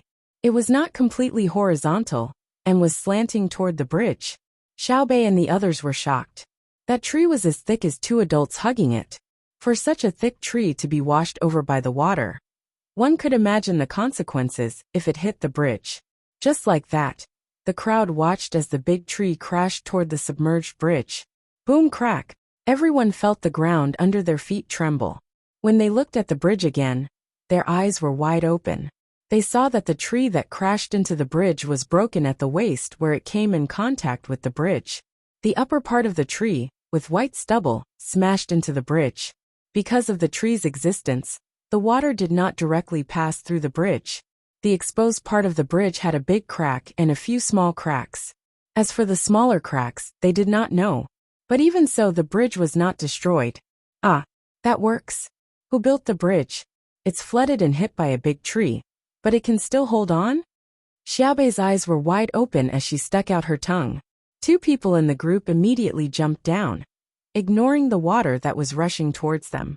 They swam to the bridge where a pillar was exposed on the shore. They dived in and touched it. Then they held onto the bridge railing and shouted to Xiaobei. There are words on it. 18th year of Kaiyuan Xia, built by the village school, Zhengzhen Construction Group. As they spoke, there was a hint of pride on their faces. Ha! Xiaobei waved her little fist excitedly. I knew it. The sturdiest part must be built by my family, Zhengzhen Construction Strong Bones. The others were also proud. The person in charge was puzzled. Based on what you said, Honglu River's Water Conservancy project should also be built by our family's construction group. Usually, after finishing the local project, they use the profits to build the main body of the local school. Since that's the case, why did the dam burst? Yes. How can it be broken? Could it be that the construction team cut corners? I'll lend them some guts. Xiaobei was also puzzled. Something must have happened that outsiders do not know about. Let's wait until the investigation is over. Xiao Yuan chimed in. The group of people waited for half an hour on the slope. After the flood had passed, they continued to move forward. When they were crossing the bridge, they carefully looked at the place where the tree hit. There were 2 steel bars that were directly broken, and a few that were bent. The net made of iron wires that were as thick as a pinky finger was also broken. Inside the net, there were cobblestones and small pieces of cement scattered everywhere. The main body of the bridge had a big crack. The crack extended all the way to the middle of the bridge, but even so, the bridge was still horizontal on the river and did not collapse.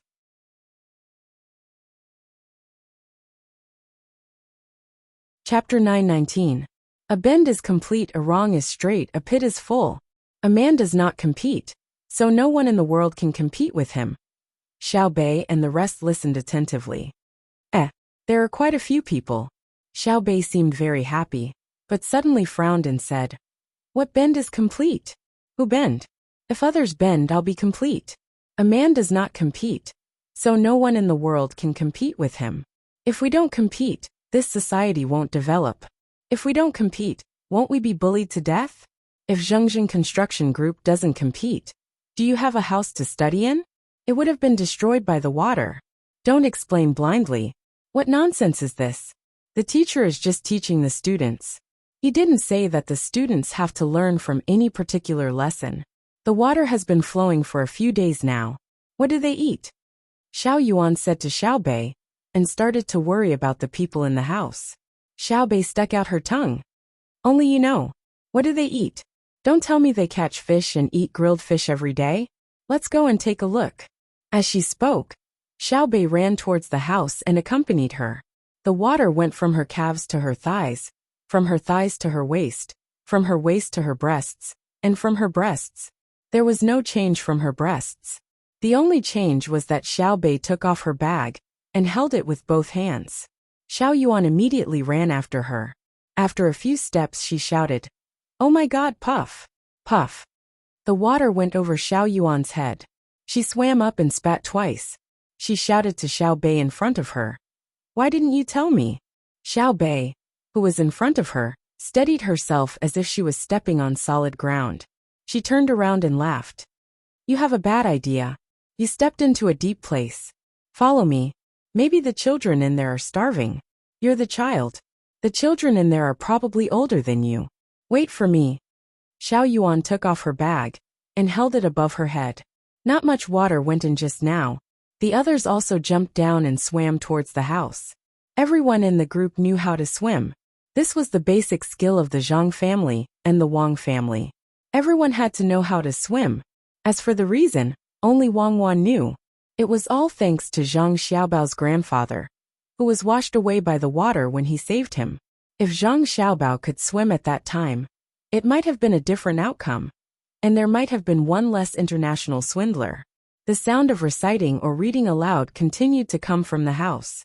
The water that came down from the upper reaches circled around the house and formed a whirlpool, spinning and appearing in front of everyone from time to time. Not only was Xiao Bei not afraid, he even had the leisure to follow the whirlpool. Every time he was about to reach the center of the whirlpool, he would exert his strength and jump up to the spot where his thigh was exposed, avoiding the whirlpool. He controlled it very well and didn't get sucked in by the whirlpool and swim out from the bottom. This ability to swim was also related to talent. Not everyone had it. At least in the group, there were more than 10 people who stayed far away from the whirlpool when they saw it. They didn't dare to follow the whirlpool, afraid that they would be half dead when they were rescued. The first floor of the 3-story house was completely submerged in water. The water was only about 1 foot away from the window on the second floor. Xiao Bei controlled his feet slightly, so that his head could be facing the window on the second floor. Looking in from the outside, there were about 30 students sitting in the classroom on the second floor. A teacher, or rather the school's headmaster, sat in front of the blackboard.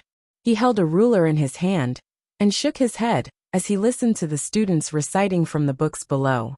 Xiao Bei couldn't tell the teacher's age. He only knew that the hair on his head was completely white, and there were many wrinkles on his face. The students were very focused, and no one saw so many people swimming in from afar. Xiao Bei pressed her face against the glass of the window. She supported her bag on her head with one hand and used the other to knock on the glass a few times. In front of her was a female student in her teens. She was reading seriously when she suddenly heard the noise. She turned her head and was so scared that the book in her hand fell on the table. She opened her mouth and stopped for 2 or 3 seconds. Then, a sharp voice rushed out from her throat. "Ah, ghost." After shouting with all her strength, the female student's face turned pale. Her shout scared Xiao Bei and she almost sank. She made a face at her and said, "Why are you shouting? Are ghosts as cute as me? Open the window and let us in. What if we catch a cold in the rain?" While Xiao Bei was talking, the recitation in the room had stopped. The children and the teacher looked outside together. There were a lot of heads floating on the water. There were many bumps on the heads. "Don't be afraid. They are people." The teacher comforted the student and walked to the window in puzzlement. He opened the window and looked into the water. He did not know where the group of people came from. Xiao Bei moved her feet and came to the open window. She raised her bag and said, "Grandpa, help me. Hold my bag. I'll go in." The teacher took Xiao Bei's bag blankly. Xiao Bei used her arms to support her body and climbed to the window. She rolled in and wiped the water on her face. She complained, "It's raining so hard." Xiao Yuan was the second to jump in. The people behind him went in one by one. The people who went in first pulled them in, and they all went in together with their bags. Besides Xiao Bei and the other 9 people, there were 6 adults with the best skills in the classroom. The others went out through the main door and went to the corridor to rest. Until the window was closed again, the teacher standing by the window did not say a word. The 30 or so students were also shocked. "Grandpa, let's not go to class for now. Let's understand the situation. You sit, I'll just stand. It's all wet and empty. When I came here, I thought everyone was gone. I didn't expect there to be so many students. How many people are left in our school?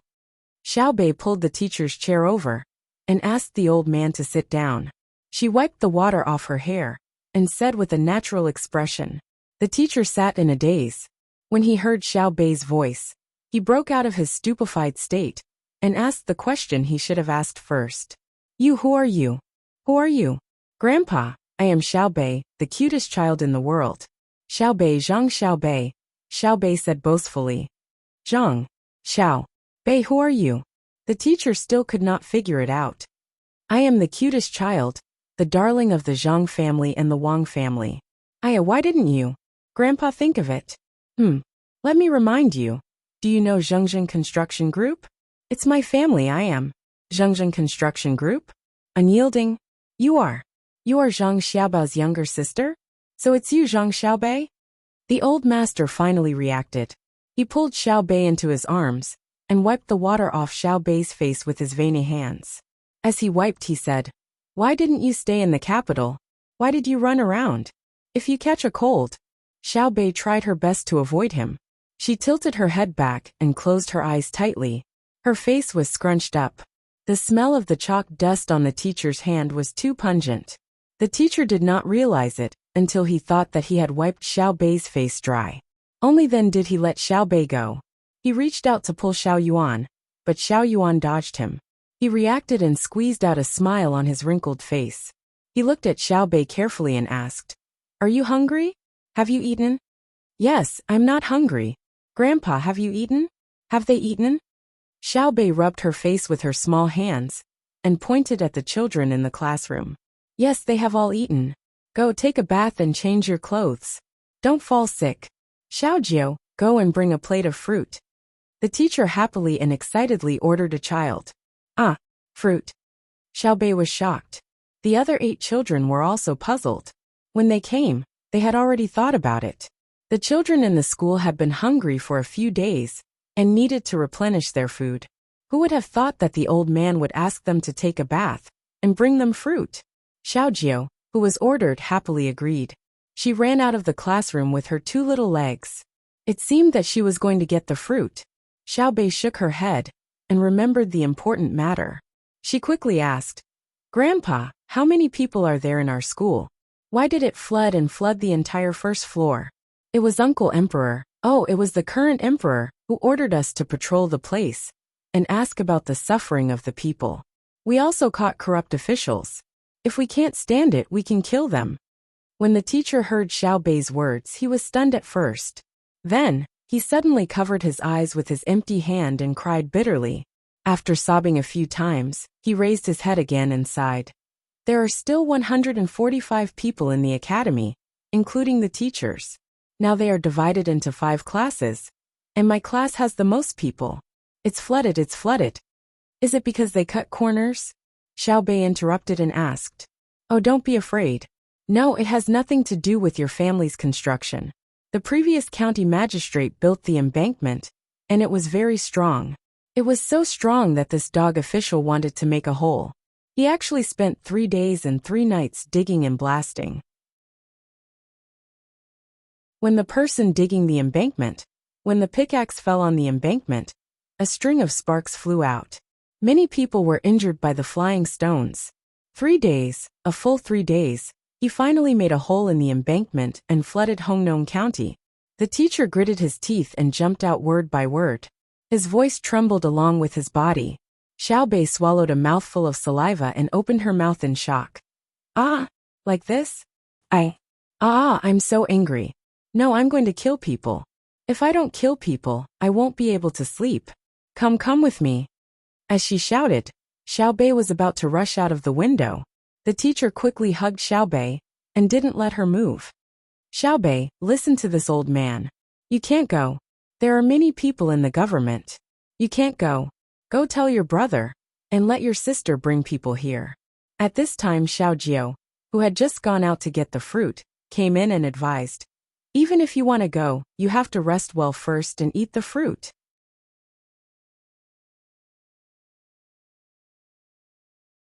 Chapter 920. Xiao Bei had eaten a lot of canned food, but he had never eaten in a school that had been flooded for more than half a month. The child called Xiaojiu brought a can of peaches. The peeled peaches lay quietly on the plate, forming a strong contrast with the heavy rain outside. Xiao Bei did not struggle to get out of the window. He stood in front of the desk protected by the old master's arm and asked, "Do we still eat canned fruits in our school?" "Yes, not only canned fruits, but we also have canned meat, canned fish and canned vegetables. Otherwise, we would have starved to death." "Xiao Bei, you must not fight with Yanzheng." The old master pulled the tray of canned food closer to Xiao Bei and said with a kind face, "What? Is he very powerful? Is he very arrogant? Is it possible that all the yamen runners in the county have the ability of the Golden Guards? And the same equipment as my protection team, carrying 2 pistols and a submachine gun? Then I will send a message immediately and ask my brother and sister to form an army and come here." Xiao Bei turned his head and said disdainfully. The old master shook his head. "No, the yamen runners do not have that ability. They are the people who protect the emperor and do not have pistols or submachine guns. But they do have handguns, firecrackers and iron beads. What if they get hurt? Our Xiao Bei is the cutest. Take a shower later, change your clothes, and eat your fill before we think of a solution, right?" "Yes, yes." Xiao Bei nodded repeatedly and smiled like a flower. "Like I said, no matter how powerful he is, he can't compare to my family." "That's true," the old master admitted. "Where do the food you eat come from?" Xiao Bei temporarily gave up the idea of immediately killing people and became curious again. "Where else can it come from? It's all given by kind-hearted people." The old master sighed and said, "Ever since the school was built, all the businessmen who participated in it put forward a special condition. That is, they will use the school's empty space as a warehouse, and the school will be responsible for the security." "Why? Who is begging them for money?" "The Chaoyang operation is voluntary. Those who are not willing to pay are not allowed to recruit graduates from the Chaoyang operation to work for them in the future. Otherwise, they will be confiscated. Not only do they have to work as warehouses for them, but they also have to help them guard them. Merchants are really bad. Well, except for my brother." Xiao Bei indeed knew a lot. When he heard the old master's words, he was filled with righteous indignation. He briefly explained the rules of the game, causing Xiao Yuan and the others to nod and cooperate. "Sigh, that's what I thought too." The old master's eyes widened a little when he saw Wei Wei. The wrinkles at the corners of his eyes became lighter, but the grooves on his forehead became more obvious. "I only understood after I got the water. The merchants who paid for the school had put a lot of thought into it. There were merchants of medicinal herbs, merchants of clothing, merchants of canning factories, merchants of grain, and even a chain store that sold meat. They built a freezer in the basement of the school and delivered frozen meat every year when the weather was hot." Xiao Bei blinked as he listened. When he heard this, he asked, "Ah, there were so many merchants, and they were all here to take advantage of the school? Looks like I have to tell my brother that the school is a place to learn." The old master smoothed Xiao Bei's hair back and used a fork to pick up a piece of canned peaches. As he fed Xiao Bei, he said, "Yes, I used to think so too. But after the water was sent, I realized that I was wrong at the beginning. These merchants did use the empty space in the school as a warehouse, but every time they transported something to be sold, they would leave behind 1/3 of it. Before the new batch of goods arrived, the 1/3 they left behind wouldn't be touched. In other words, they had been stashing 333% of the capital of the school's warehouse in the school's warehouse. Xiao Hai suddenly interjected. When the old master looked over, he continued, "They had already transferred a portion of their capital to the school's warehouse. They gave up a part of their working capital permanently. The bigger the warehouse is, the more they will lose. Every time the price of goods exceeds the cost price, and the supply and demand relationship has not reached saturation and balance, they will lose a part of their working capital in the market. The shorter the cycle of supply and demand, the more they will lose." Xiao Bei was confused. He didn't understand what his brother, who was only a little older than him, was talking about. He asked in confusion, "What cost? How much did the canned food cost when it was manufactured? That's only a part of the cost. The canned food has a shelf life. Every day it's in storage will increase the cost. Of course, the cost of storage and safety are saved, but the cost of saving is only 2/3 of the total cost. The investment is not proportional to the output. I don't know how to explain it. I'll ask my brother when I get back. The exact calculation is 100%, but 1/3 of the total cost needs to be calculated again. That's a headache. Xiaohai was also confused. If he really wanted to figure it out, he would need to include the actual price of goods and the price of futures. This was not something he could understand. It also involved the problem of the market saturation of certain goods, the supply and demand relationship, marketing methods, and so on. He had not learned probability, nor had he come into contact with fuzzy algorithms. He had only just learned the meaning of cost accounting. Xiaobei was even more confused. What nonsense was this? What did Brother Xiaohai mean by saying so much to him? What do you want to say? Xiaobei finally couldn't help but ask. What I want to say is, what Brother Xiaohai wants to say is that kindness is like water. Water is good for all things, and does not compete, explain or hide. Just like what you heard when you came here. A man does not compete, so no one in the world can compete with him. What is good. Do not speak or argue. Xiao Yuan opened his mouth, and bit the peach that Xiaobei had not finished eating. He vaguely explained to Xiaobei. After hearing the words of the three children, the old man was stunned. Today, he finally saw the legendary power of the education of the Zhang family and Wang family. When Xiaobei saw the canned fruit, he didn't think about whether it was delicious or not, but where it came from. He asked about the life of the children in the school. That Xiaohai said a lot of things that he didn't understand. Xiao Yuan, who was beside him, could actually understand the words in the book. It was said that the education of the Zhang family and Wang family in Sanshui County was extraordinary. He didn't believe it in the past, but after seeing it today, it was indeed amazing.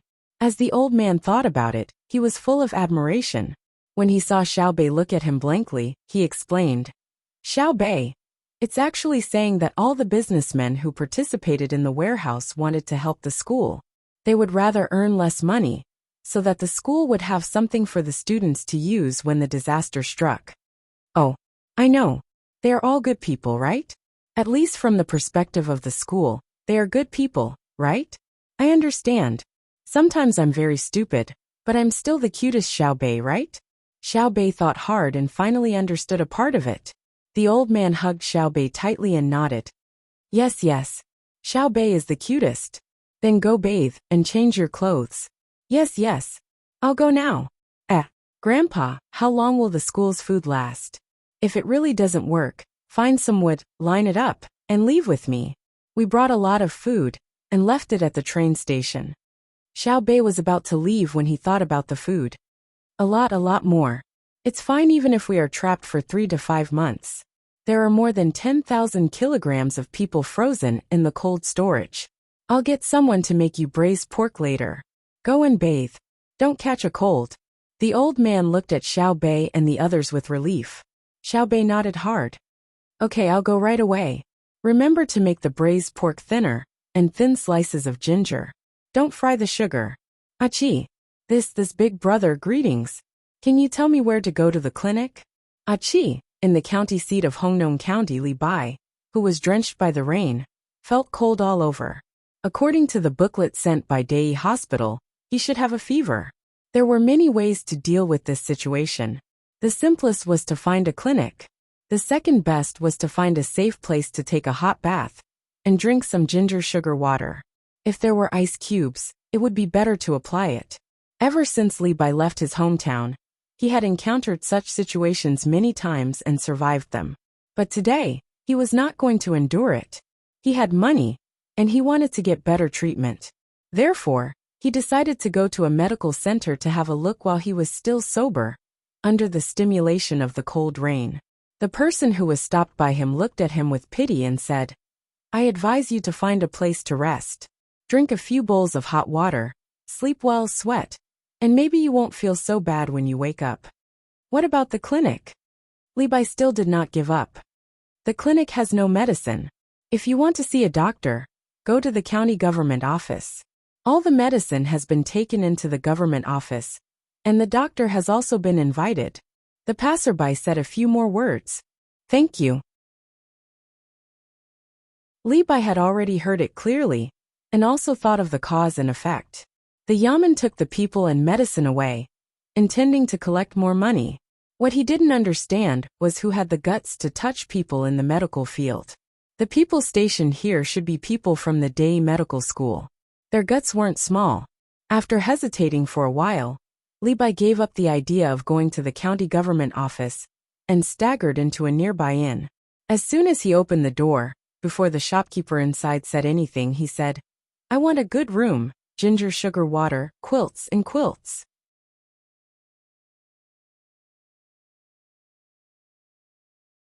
Chapter 921. Li Bai came to a room on the 3rd floor in a daze. The room was humid, but it was stronger than the heavy rain outside. There was a mat on the couch, a pillow and a blanket beside it. "Sir, please lie down first. The ginger water will be here soon." The waiter helped Li Bai lie down and ran out quickly. After a while, he came back with a charcoal brazier in his hand. He opened half of the window furthest from the couch in case Li Bai was poisoned. Another waiter came in with the ginger soup. Li Bai felt very cold. He thanked the waiter with the blanket wrapped around him. He picked up the bowl and gulped it down. After drinking more than half of the red pond water, Li Bai finally felt better. He said to the waiter who looked at him with concern, "Thank you. Please cook me a dish. It's salty and meaty. I'm afraid I can't survive without nutrition." The waiter looked embarrassed and said, "Sir, salty is fine. We don't have any meat. If you came 2 hours earlier, you could have eaten the last bit. Why don't you wait until tomorrow? The government office will send the meat to our restaurant tomorrow. We will have it then." "Oh, the meat is also monopolized. Well, if I don't die this time, someone will die. If we don't have meat, do we have water? Bring me a pot of water." Li Bai gritted his teeth and said. He suddenly remembered that he still had the food brother Magia gave him when they parted. He could eat it. There was no shortage of water. The waiter ran out and came in with a pot of water after a while. At this time, Li Bai took out the aluminum foil package from his arms. Under the watchful eyes of the two waiters, he carefully tore a hole and asked the waiter to pour water into it. When the hole was full, he pinched it and tore the other hole. Then he put in the little thing that made the soup and asked the waiter to pour water into it. The two waiters had never seen this thing. Considering that the inn was not busy at the moment, they were not in a hurry to leave. They waited with Li Bai curiously. After waiting for a quarter of an hour, Li Bai's hand was hot when he touched the package again. He blew on it and opened the whole package according to the lines on the package. The smell of spicy diced meat immediately filled the room. "It smells good." The two waiters couldn't help but exclaim at the same time. They opened their eyes wide and wanted to see what was going on. Inside the large packaging, there were not only spicy diced meat, but also rice grains that were as translucent as white jade stretching out seductively. Li Bai took a few deep breaths, stared at the food for a few seconds and muttered, "Damn it! Didn't you say that the chili was just planted, and that there was no more edible chili left? Wasn't it said that the super polished rice in the northern part of Hebei province was still in the breeding period? So there wasn't much for people to eat? They are actually in the bento boxes of the inner courtyard of the Zhang family and the Wang family. If I hadn't met Brother Magia, I wouldn't have known such a good thing until the spring festival. When I go back, I will find a way to get some." Guest, what are you eating? What is this? It smells so good. The red one and the rice. Why haven't I seen it before?" A shop assistant couldn't help but ask, his nose twitching uncontrollably. Li Bai continued to tear open the packaging to look for chopsticks as he said, "That's right. Have you seen the canned food before it came out? Do you know how it came out? Damn it. It is the food prepared by the Zhang family and the Wang family. Come, let me tell you. The red one is chili, and the jade-like rice is the super polished rice in Bohai province. After a few years, you may be able to eat it. Usually, I can't even eat it in the capital." While speaking, Li Bai had found the chopsticks, pulled them out, found a small piece of fermented bean curd, and was looking for the preserved vegetables. The two shop assistants swallowed their saliva and looked at it while smelling it. Li Bai, who was looking for the preserved vegetables, was suddenly stunned. Then he pulled out a small package in the big packaging, stared at the small words on it and read, "White tablets to relieve pain, yellow tablets to reduce fever, powder to stop bleeding, 1 tablet each time twice a day. If conditions permit, go to the clinic quickly. Take care." "There is medicine." Li Bai tore open the small package happily. There were 5 white and yellow tablets in it, and there was a smaller package inside. He pinched it and knew it was powder. "Gesta, sir, is this medicine?" The shop assistant didn't know how to read and asked curiously. "Yes, just eat it with the soup. As long as it's not a serious illness, you won't die in a short time." Li Bai happily pinched a yellow tablet and held it in his hand, laughing. The shop assistant also laughed. "Sir, why do people always say that being an official is good? You can actually carry such good things with you when you go out. There are vegetables, rice and medicine. Haha. Go and get a small plate. I can't eat it alone. Let's all have a taste. It's enough." Li Bai was happy to see that there was medicine to eat, so he generously invited the 2 shop assistants. One of the shop assistants hesitated, but the other had already run out to get the plate. When the plate was brought back, Li Bai took out a quarter of the rice and spicy diced meat, leaving half for himself. He also took out the preserved vegetables and ate the medicine with the soup. The 2 shop assistants carefully chewed the rice grain by grain and slowly chewed the diced meat. They were so spicy that they were panting and sweating, but they refused to spit it out. Li Bai was also sweating, which was more effective than the ginger water. "Sir, I'm sorry for being nosy. What level do I have to be to eat this?" One of the shop assistants stopped eating after eating a third of the food in front of him. He wiped the sweat on his forehead and asked. Li Bai took a big gulp of the soup and panted twice. He smiled and said, "The current emperor can eat it, and it will definitely taste better than what we eat." The 2 shop assistants were choked by Li Bai's words and did not dare to say anything. The emperor was not someone they could talk about. There's also Chief Steward Gao Lisher, Master Gao. He can eat it as well. If he wants to eat it, someone will make it for him. The Minister of Works, Zhang Zhong, can eat it. He doesn't need to ask for it. Others will make it for him. Only 3 officials can eat it. Oh, there are also a few retired old men who are lucky enough to eat it. As for the rest, those princes, crown prince, grand tutor, and so on, you can think of the big picture. Don't think about those below the 3rd rank. They can get a share, but if they eat it, it will be gone this year, unless they ask the emperor for it. Li Bai did not need to be asked. He continued to tell them what he knew. He was confused by the fever. No matter who he was talking to, he had forgotten all about their identities. After hearing Li Bai's words, the 2 shop assistants opened their mouths and widened their eyes. They were a little scared and a little excited, as if they were participating in a secret operation.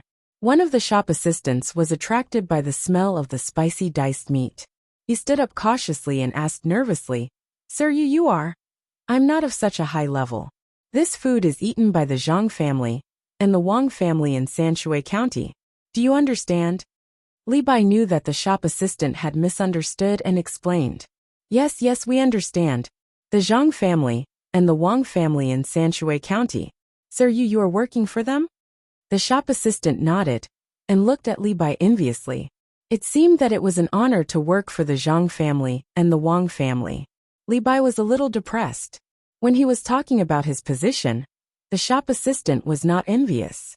He said that he was working for the Zhang family and the Wang family. What was there to be envious of? There were many people working for the Zhang family and the Wang family. Li Bai wanted to deny it and say that he was sent by the emperor. However, on second thought, he was indeed working for Zhang Xiaobao. Although he was now in the Ministry of Revenue, anyone who had reached a certain level of status knew where they belonged. It was impossible for him to deny it. Li Bai nodded and admitted to the shop assistant's words. The shop assistant immediately became cautious and gave the other shop assistant a look. The shop assistant stood at the door and did not close the door. He stuck his head out to keep a lookout. The shop assistant standing in front of Li Bai first ran to the window and closed it. After that, he came back and whispered to Li Bai, "Hurry up and contact Zhang Xiaobao. Tell him that something big happened in Hongnong County." "What is it?" Li Bai's heart jumped. "Boss, something big happened. I'll tell you. It's..." The shop assistant muttered to Li Bai. The fog was thick. Smoke rose and filled the windows. Water dripped from the eaves of the pavilion. The desert cisterns rolled with oil. The cows and sheep were fat and thin. The rain was hazy, and the eyes were hazy. "Lord Wang, it's been a long journey. Have a taste. Have a taste of the lamb shipped from the north." In a pavilion near the water in Hongnong County's Yamen, the county magistrate, Yan Zheng, sat eagerly to Wang Wei's left. He used his chopsticks to pick up a piece of fat and lean meat and put it into the mandarin duck pot. He smiled and urged Wang Wei to eat. Wang Wei had changed his clothes and taken a shower. At this time, he looked at the hot pot in front of him. He did not know what was in the soup. It looked clear, but he knew that a lot of things were used to make the soup. The other side was spicy, the desert cistanch, the whip of some kind of tiger or deer, ginseng whiskers, chili, and other unknown things were rolling in the soup. Looking at the food on the table, there was a variety of beef and mutton. They were all the kind of meat with a marble pattern of fat and lean. A half-foot-long prawn was struggling in the water basin. A plate-sized river crab was waving its big pincers. An unknown species of shellfish was spitting water in a box in shallow water. There were also fungus, red mushrooms, reticulate mushrooms, and other things that he did not know the names of. They filled the table in front of him.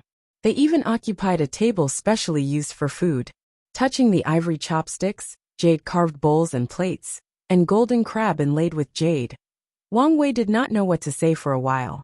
If he saw these things in the palace, Wang Wei would not think much of them.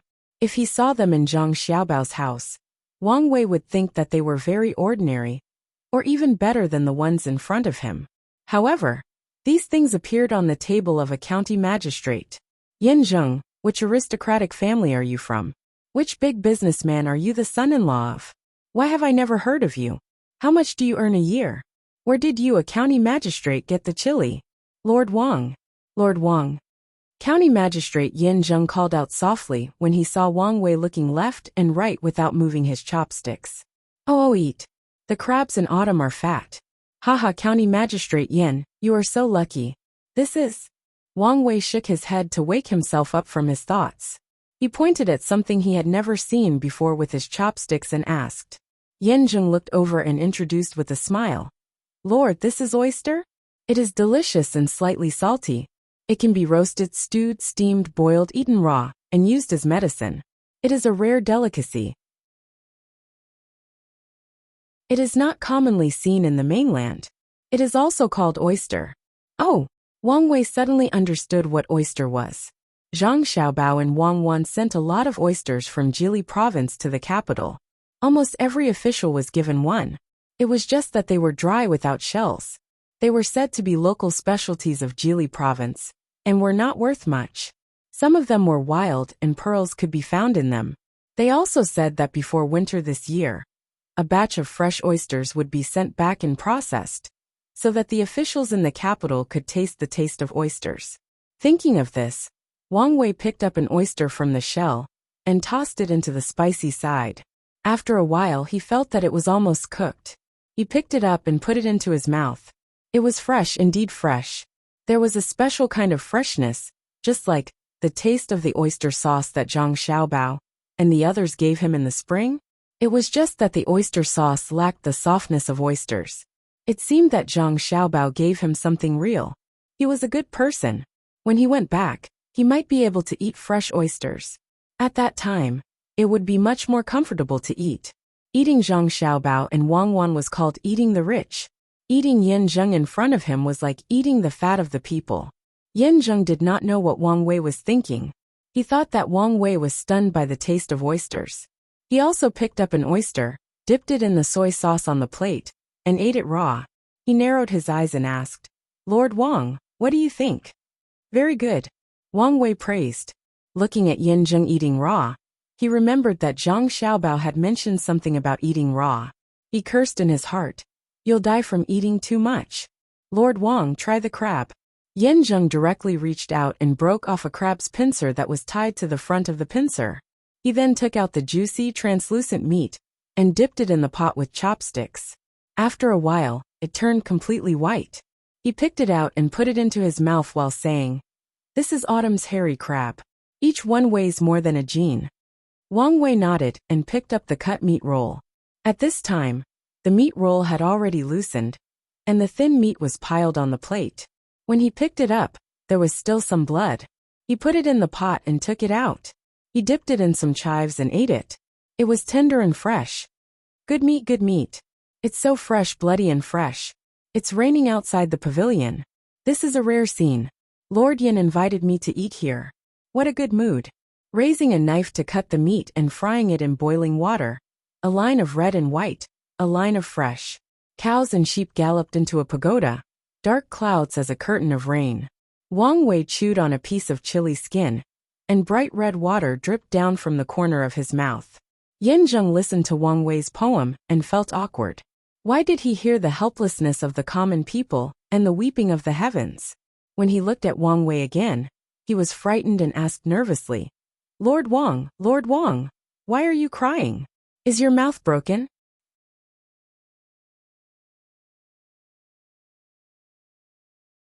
Chapter 922.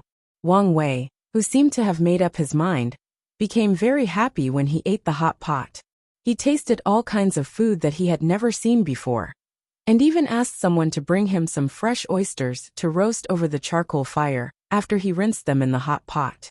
He ordered someone to pry open the shell, picked up the meat side with the iron chopsticks, and roasted it over the fire. Looking at the various seasonings on the table, Wang Wei secretly curled his lips at Yin Zheng.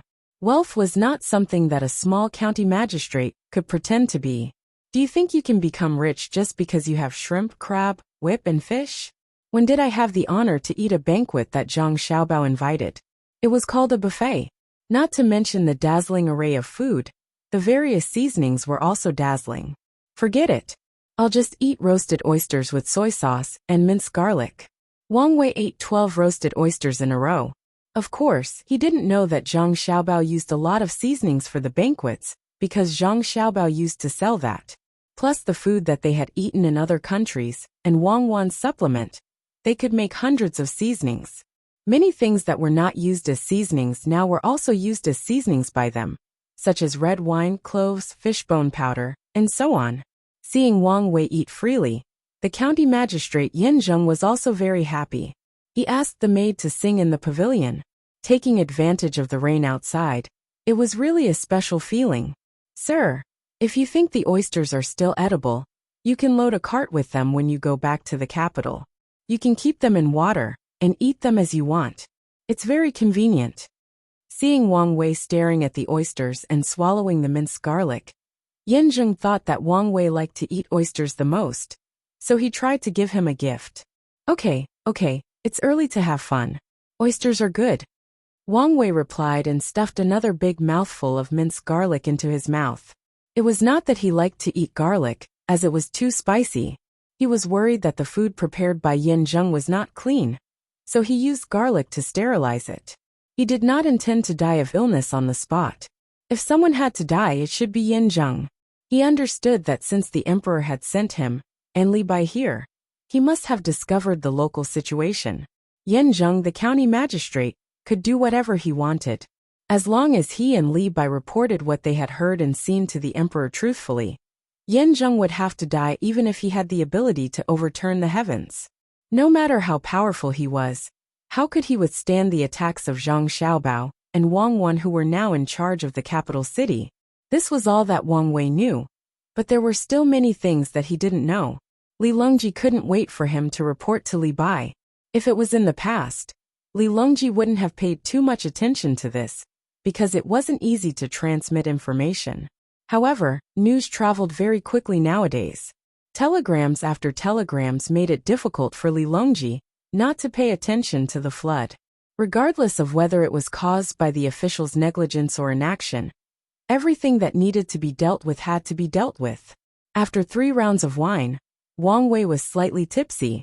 He narrowed his eyes and asked Yan Zheng, "County Magistrate Yan, do you have a quiet place?" "Yes, sir." "Are you going to have a rest?" "Yes, sir. You can't miss out on something good when you come to Hongnong. I'll take you to see some fun places." Seeing that Wang Wei was going to sleep, Yan Zheng hurriedly tried to persuade him and signaled with his eyes. Together with another young woman, they helped Wang Wei up and walked towards the backyard. Naturally, there were people holding up large umbrellas to block the view. In order to get more evidence, Wang Wei didn't refuse. He followed them through 2 courtyards and came to a large courtyard. Before he entered a room, Wang Wei heard a clattering sound coming from inside. This sound was very familiar. It was a mahjong game that was passed down from the Zhang Xiaobao and Wang family. He usually played it at home.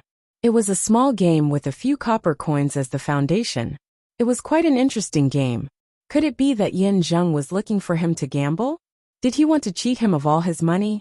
Then there was no need to cheat. He had given most of his money to Li Bai. He only had a dozen 1 copper coins left. Yan Zheng didn't know what Wang Wei was thinking. He supported Wang Wei into a room. After passing the screen, there was a square table with crystal-clear mahjong tiles on it. Wang Wei glanced at it.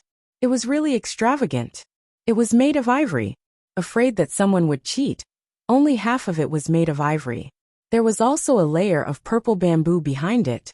The texture was basically the same and polished smooth. The room was filled with the smell of sandalwood. The back window was half open. It was a beautiful scene to listen to the rain. There was a high table beside the table. There were various seasonal fruits on the table. The wine in the glasses was purple and red. There were 4 people sitting around the table casually playing mahjong. They kept coming and going. From time to time, someone would stop and take a sip of the wine beside him. It was very relaxing.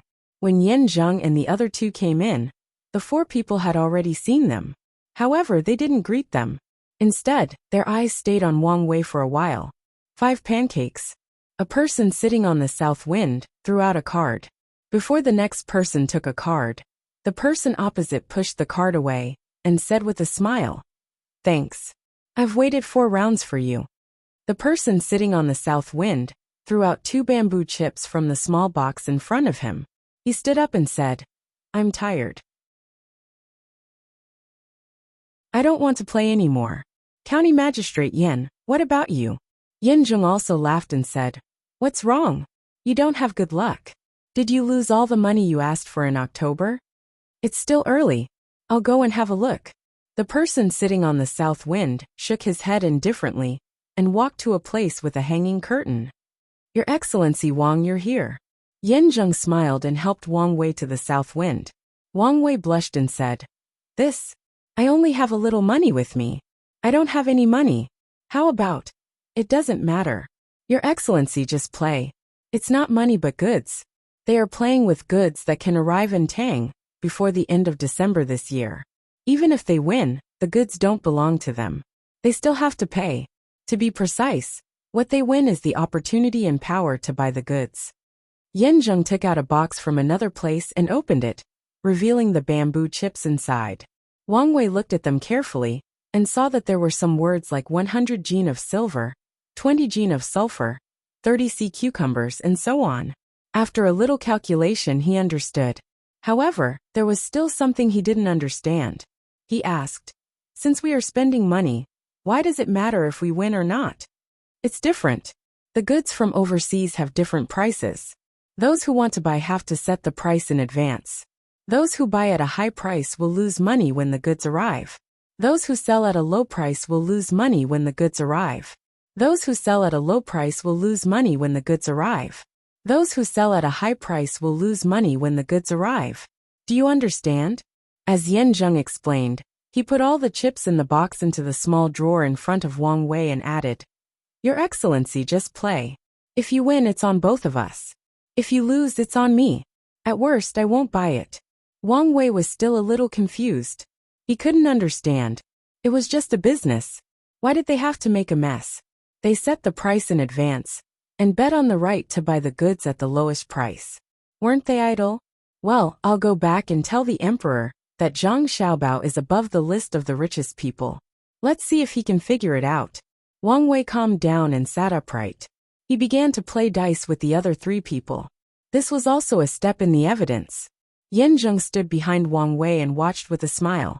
He didn't say anything. When he saw Wang Wei winning again, the smile on his face became more and more brilliant. Wang Wei could win not because the other 3 people went easy on him. First, he played well and was good at calculation. Second, it might be related to luck. He was relaxed. Anyway, winning or losing had nothing to do with him. Just as County Magistrate Yan was feeling happy, a Yamen runner hurried in from outside and whispered something in his ear. County Magistrate Yan's expression changed immediately. He said in surprise, "What? They really came here? Do you know where we are now? Oh, go out, go out." At this time, Yan Zheng remembered that he was still in the room. There were outsiders. He pulled the Yamen runner and walked to another room.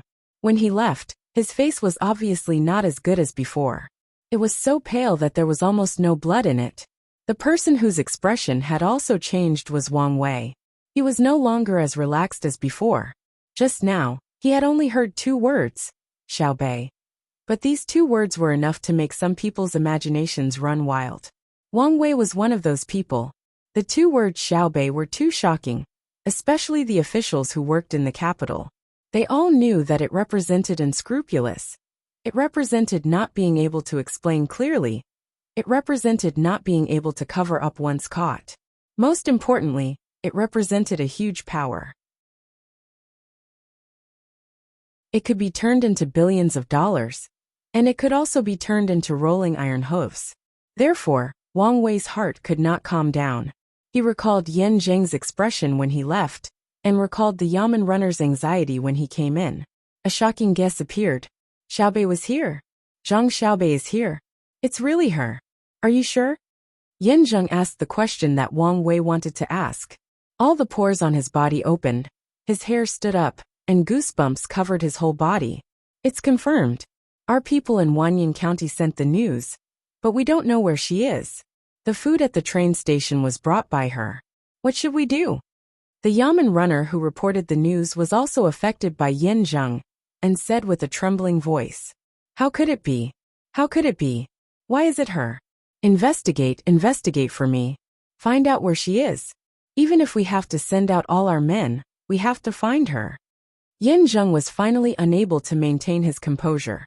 The Yamen runner nodded repeatedly, and drew a line across his neck with his hand, saying, "Sir, when the time comes, right?"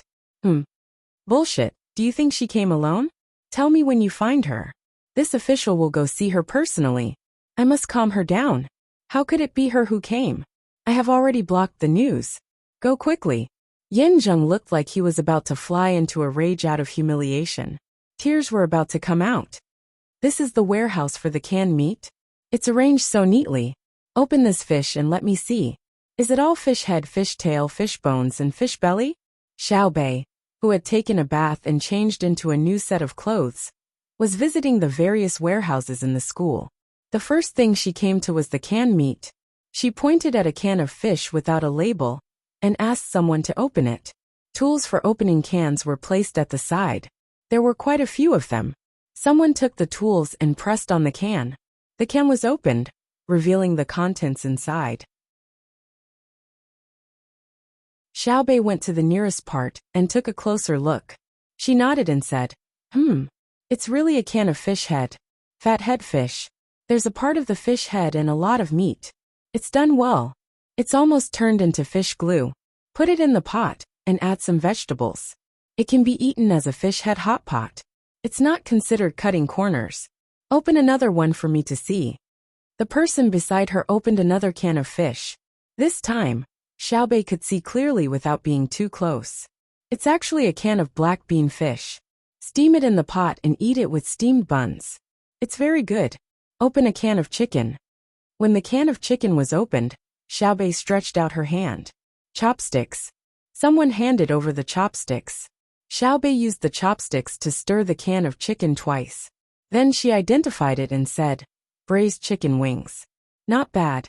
The bones are already crispy. Give me a can of braised pork. Let me see if it's full of bloody neck meat. Xiaobei's words were firmly carried out. The can of pork was also opened. Xiaobei was stunned when she saw what was inside. Then she said, "Why do merchants always lie? How is this braised pork? It's clearly sweet and sour pork ribs. Do you think I can't recognize it?" "I really can't recognize it." Xiaoyuan felt that everything was the same. He knew about pork ribs, but he didn't know what sweet and sour pork ribs were. "Stand aside if you don't know. Alright, let me summarize the canned meat warehouse." Xiaobei was very happy to see that the cans were all good. She was better at speaking. She pulled Xiaoyuan to the side and began to report. Under the spiritual guidance of Uncle Emperor, the practical support of merchants from all over the country, and the serious supervision of the common people, our school's canned meat reserves have reached a satisfactory level. It has shocked all parties and made. Alright, Xiaobei. I beg you to do something serious. The school is still flooded. The dam built by our engineering team has been dug up. You still have the leisure to. Before Xiaobei could finish her speech, Xiaoyuan interrupted her with a frown. Alright. I won't say any more. I'm just trying to boost morale. Seriously, our school is not collapsing. Can't I say a few words to boost morale? Let's go to the next warehouse. Xiaobei was not angry. She walked to the next warehouse. The next warehouse was filled with wheat and rice. It was the kind that had not been shelled. This kind of food could be preserved for a long time. Then, she looked at a few other warehouses in succession. Each warehouse was very satisfactory. There was a lot of things in there, and the quality was good. Especially the medicine warehouse. There was actually a lot of equipment in there. It was easy to put on an intravenous drip. It seems that merchants still have a conscience. Xiaobei found a box of hawthorn pills. She popped one into her mouth and chewed it as a snack. Then she asked the teacher, "Grandpa, do you know why that county magistrate wants to dig up the dam built by our family? Isn't it because he wants to flush out the entire Hongnon County?" The teacher said angrily, "Yes, because he wants to flush out the place. But why? There must be a reason. Is he sick? Is there something wrong with his brain?" Xiaobei still didn't understand and wanted to get to the bottom of it.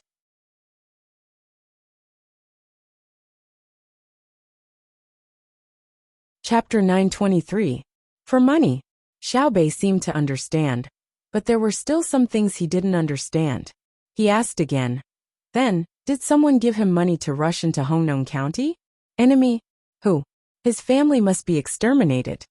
Old Master shook his head. No, it was when the flood happened that the people were sent to the county to hide. They said that the county was well built, and spent a lot of money to protect the county, and rush into the village. Most of the people should have entered the city. When they entered the city, all the property was taken care of by Yan Zheng's people, including the livestock, furniture, and discovered money.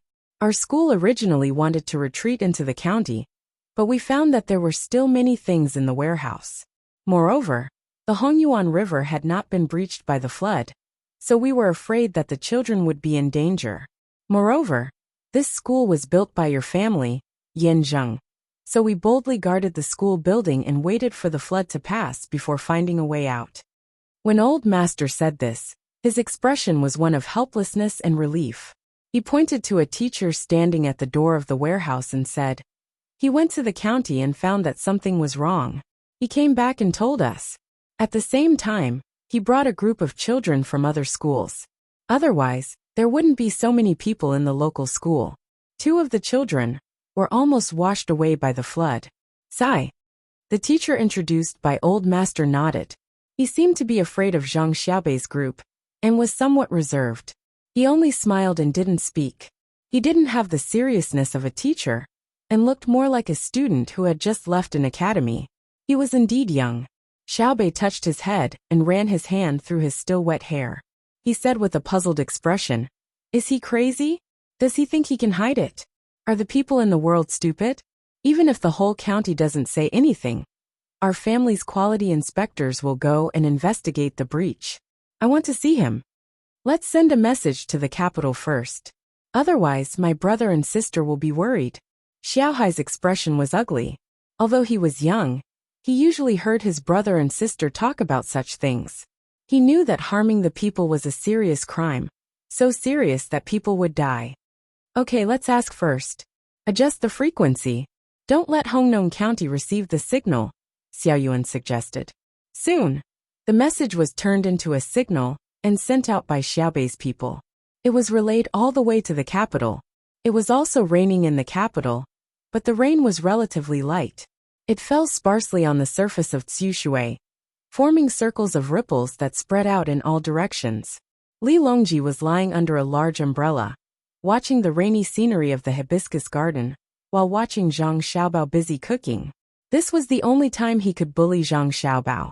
In other aspects, he was always at a disadvantage. He didn't dare, and didn't want to do something like a monarch killing his subject to Zhang Xiaobao. Firstly, he was afraid that the Zhang family and the Wang family would rebel. Who knew how many die-hard loyalists they had in various places? Secondly, and most importantly, he was still waiting for the Zhang family and the Wang family to lead the craftsmen to create something that could cover the sky and intercept firepower. Thirdly, he did not want to make too many people happy. Yes, Li Longji believed that if the news of Zhang Xiaobao and Wang Wan dying was spread out, there would be a lot of people beating drums and celebrating. It was even possible that they would set off firecrackers continuously for a month, or even a year. Therefore, making them cook was the best way to take revenge. This was a problem left behind by history. Who told them to make this habit after they cooked for Gao Lishur? Moreover, many dishes were not only delicious, but also beneficial to the people. For example, pig offal. Normally, people would not eat it, nor would they raise it, especially cannibalism. The reason was actually very simple. According to the conclusion of the Academy of Moral and Arts, if the handling of pigs and eating pork was not done well, it would spread diseases and cause large numbers of people to die. Therefore, many people did not eat it, and cannibalism was directly prohibited. For such dishes as the emperor, he had to make a demonstration by eating them. The spicy fried intestines he made a few days ago were still very fragrant. Li Longji thought contentedly. Seeing Zhang Xiaobao busy there, his mood was very good. What Zhang Xiaobao prepared today was the drunken fish that he had made a few days ago, as well as the freshly made drunken shrimp. Now he was going to make fish slices, which was also sashimi. He used a small knife that he usually carried on his body for self-defense to cut the fish slices. Each slice was as thin as paper. After he finished cutting a plate, he used a jade plate to carry it to the table. It was similar to the golden plate of carp. However, the golden plate was too vulgar, so he used jade. Wang Wan was also busy arranging the seasonings. While she was busy, she muttered in a voice that she could hear. Prodigal grassland people. All the good traditional things have been destroyed by you guys. When you talk about good things, if it's not Japanese, it's Korean. Let's see how you guys are going to fight this time. What are you going to fight with? Cuckoo, what are you talking about? Li Longji saw Wang Wan's mouth moving and asked. I'm saying that there are still a few dishes missing, so we have to make it too. In the end, we have to boil a seafood soup, or fathead fish soup is also fine. Shark fin is too vulgar, so we didn't make it. Wang Wan replied very naturally. Li Longji knew the taste of shark fin. He wanted to say that it was not bad, but when he saw that there were still many dishes, he continued to remain silent. Zhang Xiaobao made a few more dishes in succession. There were fried fish maw, fried fish skin, boiled fish eyes, dry-fried squid, vermicelli seaweed, oysters with green garlic, sea cucumber soup, and so on. Fortunately, he had come into contact with many dishes in the past. Otherwise, he wouldn't have been able to make so many dishes. It was also the first time Li Longji saw Zhang Xiaobao making these aquatic products. He frowned slightly and looked at Wang Wan and asked, This Xiaobao seems to be too familiar with cooking, isn't it? Yes, Xiaobao likes to ponder. It's delicious. When the winter sky river freezes, I'll let Xiaobao make an all-fish banquet for it to be delicious. Wang Wan could only explain like this. When I go back, I'll let the people in the imperial kitchen think about it. Why are there so few new dishes for me to eat? Li Longji actually wanted to ask where Zhang Xiaobao got the time to study how to cook. Did he not sleep? He swallowed the words that were about to come out of his mouth. He was a genius, so naturally, he had the ability to be a genius. The palace maids waiting on the side knew what was going on. It wasn't that the people in the imperial kitchen didn't have the ability, but they were afraid that the emperor wouldn't be used to the new dishes and would punish them. Even if they weren't used to the dishes made by Zhang Xiaobao, they had to endure it. At worst, they wouldn't eat it. The dishes that needed to be cooked were finally done and placed on the table. First, the sashimi was pushed in front of Li Longji. The sashimi had the shortest preservation time and was the last to be cooked. It had to be eaten immediately to taste good. Zhang Xiaobao also breathed a sigh of relief. He picked up the chopsticks and prepared to taste the fresh and smooth sashimi. However, when he dipped the chopsticks in wasabi and salt, without waiting for the rolls, the eunuch Luo Bin hurriedly ran in. He anxiously looked at the emperor, who was eating, and gathered his courage to say,